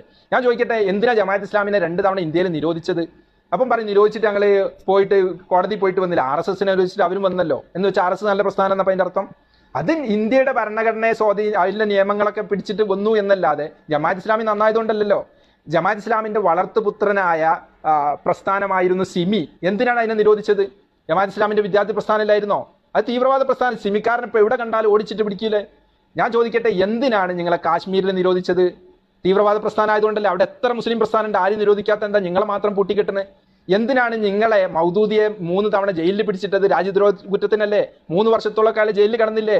അയാളെ സംസാരവും എഴുത്തും കാരണം ആയിരക്കണക്കിന് ആൾ പാകിസ്ഥാനിൽ മരിച്ചിട്ടില്ല കലാപത്തിലൂടെ. നിഷേധിക്കാൻ പറ്റുമോ? കുറച്ചും കൂടി അപ്പുറത്ത് ബംഗ്ലാദേശിൽ, ആ പാവപ്പെട്ട രാജ്യത്ത് മൗദൂദികളെ പ്രസ്ഥാനത്തെ നിരോധിക്കാൻ കാരണം, അതിന്റെ കുറെ മുല്ലമാരെ തൂക്കിക്കൊല്ലാൻ കാരണം എന്താ? നിങ്ങളെ മാത്രം ജനങ്ങൾ തെരഞ്ഞെടുപ്പിക്കുന്ന എന്താ? നിങ്ങൾക്ക് അത്യാവശ്യം അധികാരമുള്ളിടത്ത് മുഴുവൻ ജമാഅത്ത് ഇസ്ലാമിക്കാർ അഹങ്കാരികളും തീവ്രവാദികളും ആവുന്നത് കൊണ്ടാണ്. കുറച്ചപ്പുറത്തേക്ക് ബ്രദർഹുഡ് ജമാഅത്ത് ഇസ്ലാമിയുടെ സഹോദര സംഘടനല്ലേ? ഈജിപ്തിൽ എന്താണ് സംഭവിച്ചത്? അങ്ങനെ ഓരോ സ്ഥലത്തെത്തുമ്പോഴും നിങ്ങളെ തീവ്രവാദ സ്വഭാവം നിങ്ങൾ പുറത്തെടുക്കുന്നുണ്ട്. ഞാൻ എൻ്റെ പ്രിയപ്പെട്ട ആജിയമാരോട്, സമ്പന്നരോട് പറയുന്നു, ഇവർക്ക് പൈസ കൊടുക്കരുത്. ഇവർ മകവാക്കി ചെലവഴിക്കുന്നു എന്ന് മാത്രമല്ല, ഈ വകയിലും ചെലവഴിക്കാൻ ഇവരെ ആരും അധികാരപ്പെടുത്തിയില്ല. ഇസ്ലാമിൽ അങ്ങനെ നിയമമല്ല. അതുകൊണ്ട് സക്കാത്ത് വീടണം എന്ന് താല്പര്യമുള്ള ആളുകൾ നിർബന്ധമായിട്ടും സക്കാത്ത് ഒറ്റക്ക് കൊടുക്കുക. അല്ലെങ്കിൽ ഏതെങ്കിലും നിങ്ങളെ 100 കണക്കിന് സ്റ്റാഫുള്ള വലിയ വലിയ മുതലാളിമാരല്ലേ, ഒരു സ്റ്റാഫിനെ 1 മാസത്തിന് സക്കാത്ത് വിതരണത്തിന് ഏൽപ്പിക്കുക. ഉത്തരവാദിത്വത്തോടു കൂടെ ഏൽപ്പിച്ചാൽ അവർ അത് കൊണ്ടുപോയി കൊടുക്കട്ടെ. ഇനി ചോദിക്കട്ടെ മറ്റൊരു വിഷയം. ഈ ജമാഅത്ത് ഇസ്ലാമി സക്കാത്ത് കൊള്ളയടിയുടെ വലിയൊരു തെളിവ് കഴിഞ്ഞ വർഷം പുറത്തു വന്നിരുന്നു. അതിന്റെ സംസ്ഥാന സെക്രട്ടറി, ജമാഅത്ത് ഇസ്ലാമിയുടെ സംസ്ഥാന സെക്രട്ടറിയും സംസ്ഥാന ശൂറ മെമ്പറുമായിരുന്ന ഖാലിദ് മൂസ ഇതിലൂടെ പുറത്തു വന്ന റിപ്പോർട്ട് ബന്ധപ്പെട്ട ഒരു വലിയ ചർച്ച ഉണ്ടായിരുന്നു. നിങ്ങളൊക്കെ കേട്ടതാണ്. അതിൻ്റെ ഇടയ്ക്ക് നമ്മളെ പഴയ പോസ്റ്റുകളൊക്കെ കണ്ടാൽ നിങ്ങൾക്ക് 78 ജമാഅത്ത് ഇസ്ലാമിയും RSSുമായുള്ള ഐക്യകരാറിന്റെ ചർച്ച കാണാൻ പറ്റും. RSSൽ മുസ്ലിമീങ്ങളെ ചേർക്കുക, ഒന്നിച്ച് വർക്ക് ചെയ്യുക, തെറ്റിദ്ധാരണ നീക്കുക, RSSനെ പറ്റി മുസ്ലിമീങ്ങളെ നല്ലത് പറയുക എന്നൊക്കെ പറഞ്ഞ് ഇവരെ പ്രബോധനത്തിലുള്ളതാണ്. ഇതൊക്കെ കഴിഞ്ഞ വീഡിയോയിൽ നമ്മൾ പറഞ്ഞിട്ടുണ്ട്. ഞാൻ പറഞ്ഞുകൊണ്ടിരുന്നത് ഇവർക്ക് കൊടുക്കാൻ പറ്റില്ല എന്ന് തന്നെ. ഖാലിദ് മൂസ പുറത്ത് വിട്ടൊരു വോയിസ് നിങ്ങളൊക്കെ കേട്ടിട്ടുണ്ട്. ഞാൻ നിർത്തുകയാണ്, സമയം ഒരുപാടായി. ആ വോയിസ് ഒന്നും കൂടെ ഞാൻ കേൾപ്പിക്കുന്നു. അതിൽ സക്കാത്ത് ഫണ്ട് കൊണ്ട് മാധ്യമത്തിൽ നടന്ന കൊള്ള അദ്ദേഹം കൃത്യമായിട്ട് തന്നെ പറഞ്ഞു. സക്കാത്ത്, സ്വതക്ക, വഖഫ് എന്ന് അദ്ദേഹം വളരെ ശക്തമായി പറയുന്നുണ്ട്. പക്ഷെ അദ്ദേഹം ആ പറഞ്ഞത്, പലരും പറഞ്ഞു സക്കാത്ത് ചൂഷണം ചെയ്തു, സക്കാത്ത് ദുരുപയോഗം ചെയ്ത് മാധ്യമം പറഞ്ഞു എന്നൊക്കെ ചിലരൊക്കെ റിപ്പോർട്ട് ചെയ്തപ്പോൾ അദ്ദേഹം പറഞ്ഞു അങ്ങനെയല്ല ഞാൻ പറഞ്ഞത്, സക്കാത്ത് ദുരുപയോഗം ചെയ്ത് ഞാൻ പറഞ്ഞില്ല, ചൂഷണം ചെയ്തെന്ന് പറഞ്ഞില്ല. ശരിയാണ്, അദ്ദേഹം അങ്ങനെയല്ല പറഞ്ഞത്. ഇപ്പൊ കഴുകൻ വന്നിട്ട് ഏതെങ്കിലും ചത്ത ശവം കൊത്തി വലിച്ചു കൊണ്ടുപോകും. അപ്പൊ നമ്മൾ പറയും അത് ശവാണെന്ന്. പക്ഷെ കഴുകൻ അത് ശവായി തോന്നൂല. കഴുകൻ അത് ആഹാരമാണ്, ഭക്ഷണമാണ്. എന്നതുപോലെ ജമാഅത്ത് ഇസ്ലാമിക്കാർക്ക് അല്ലെ ഖാലിദ് മൂസക്ക് അത് സക്കാത്ത് അതിന് മാറ്റി കൊടുക്കാൻ പറ്റിയ സംഭവമാണ്. പക്ഷെ നമ്മൾക്ക് അതിന് പറ്റൂല. അതുകൊണ്ട് നമ്മൾ ചൂഷണം ചെയ്തെന്ന് പറയും, അവർ ഉപയോഗപ്പെടുത്തി എന്ന് പറയും. ഖാലിദ് മൂസ അത് കൃത്യമായി പറയുന്നുണ്ട്. അതൊന്ന് നിങ്ങൾ ഒന്ന് പതുക്കെ കേട്ടോളൂ.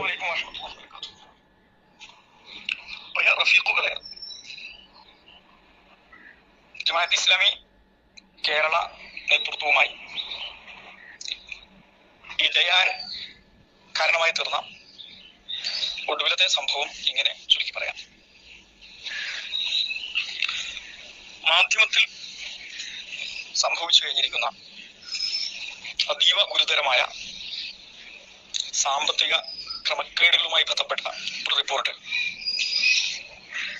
ഷൂറ അന്വേഷണ സമിതി തയ്യാറാക്കിയിട്ടുണ്ട്. ആ റിപ്പോർട്ട് വന്നതിന് ശേഷവും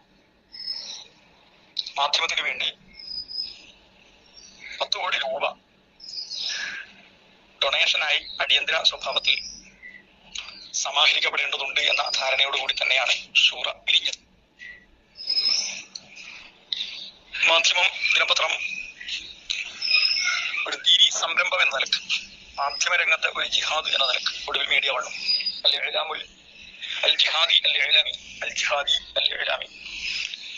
ജിഹാദ് എന്ന രീതിയിൽ നമ്മൾ ആവിഷ്കരിച്ച ദീനിയായ താല്പര്യങ്ങളും ദീനിയായ പ്രചോദനങ്ങളും വളർത്തിക്കൊണ്ട് ജനങ്ങളിൽ നിന്ന് വലിയ തബറുആത്തുകൾ, വഖഫുകൾ, സ്വതക്കകൾ, സകാത്തുകൾ ഇതിലൊക്കെ അടിസ്ഥാനപ്പെടുത്തി സമാഹരിക്കപ്പെട്ട മൂലധനത്താൽ നിലവിൽ വന്ന മാധ്യമ സ്ഥാപനമാണ്. സാധാരണ ദിനപത്രം നിലവിൽ വരുന്നതുപോലെ നിലവിൽ വന്നതല്ല.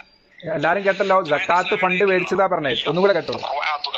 വഖഫുകൾ, സ്വതക്കകൾ, സകാത്തുകൾ ഇതിലൊക്കെ അടിസ്ഥാനപ്പെടുത്തി സക്കാത്തും സ്വതക്കയൊക്കെ മേടിച്ചിട്ടാണ് മാധ്യമം വളർത്തിയത് എന്നാ പറഞ്ഞത്. പാവപ്പെട്ടവന്റെ സക്കാത്ത് കൊണ്ടുപോയിട്ട് പത്രം സ്ഥാപിക്കുക, എന്നിട്ട് ആ പത്രത്തിൽ നടന്ന 21 അംഗ പേജാണ്, റിപ്പോർട്ടാണിത്. ഇതിനെപ്പറ്റി ഇൻഷാ അല്ലാഹ് അടുത്ത ലൈവിൽ പറയാം. അത് മാത്രമല്ല, നമുക്ക് വേറെയും കുറച്ച് വിഷയങ്ങൾ, സക്കാത്ത് ബന്ധപ്പെട്ട, കണക്ക് ബന്ധപ്പെട്ട, കള്ളത്തരം, തരികിടും, തട്ടിപ്പും മറ്റും മറിച്ചൊക്കെ ബന്ധപ്പെട്ട രണ്ടാമത്തെ ലൈവ് വരാനുണ്ട്. ഇപ്പോൾ സമയം ഒരുപാട് വൈകി. സഹകരിച്ച എല്ലാവർക്കും സന്തോഷം. ഈ റിപ്പോർട്ടൊക്കെ ബന്ധപ്പെട്ട്, ഇത് പ്രധാനപ്പെട്ട റിപ്പോർട്ടാണ്. ജമാഅത്ത് ഇസ്ലാമിയുടെ ഷൂറ ബന്ധപ്പെട്ട് അബ്ദുൽ ഹക്കീം നദ്വിയും ഡോക്ടർ കൂട്ടിൽ മുഹമ്മദ് അലിയും കെ യൂസുഫ് ഉമരിയും ടി മുഹമ്മദ് വേളക്ക് ഉൾപ്പെടെയുള്ളവർ നൽകിയ റിപ്പോർട്ടാണ്. ഇതൊക്കെ നമുക്ക് പോസ്റ്റ്മോർട്ടം നടത്താനുണ്ട്. അതുപോലെ പല കണക്കും കൊണ്ടുവരാനുണ്ട്.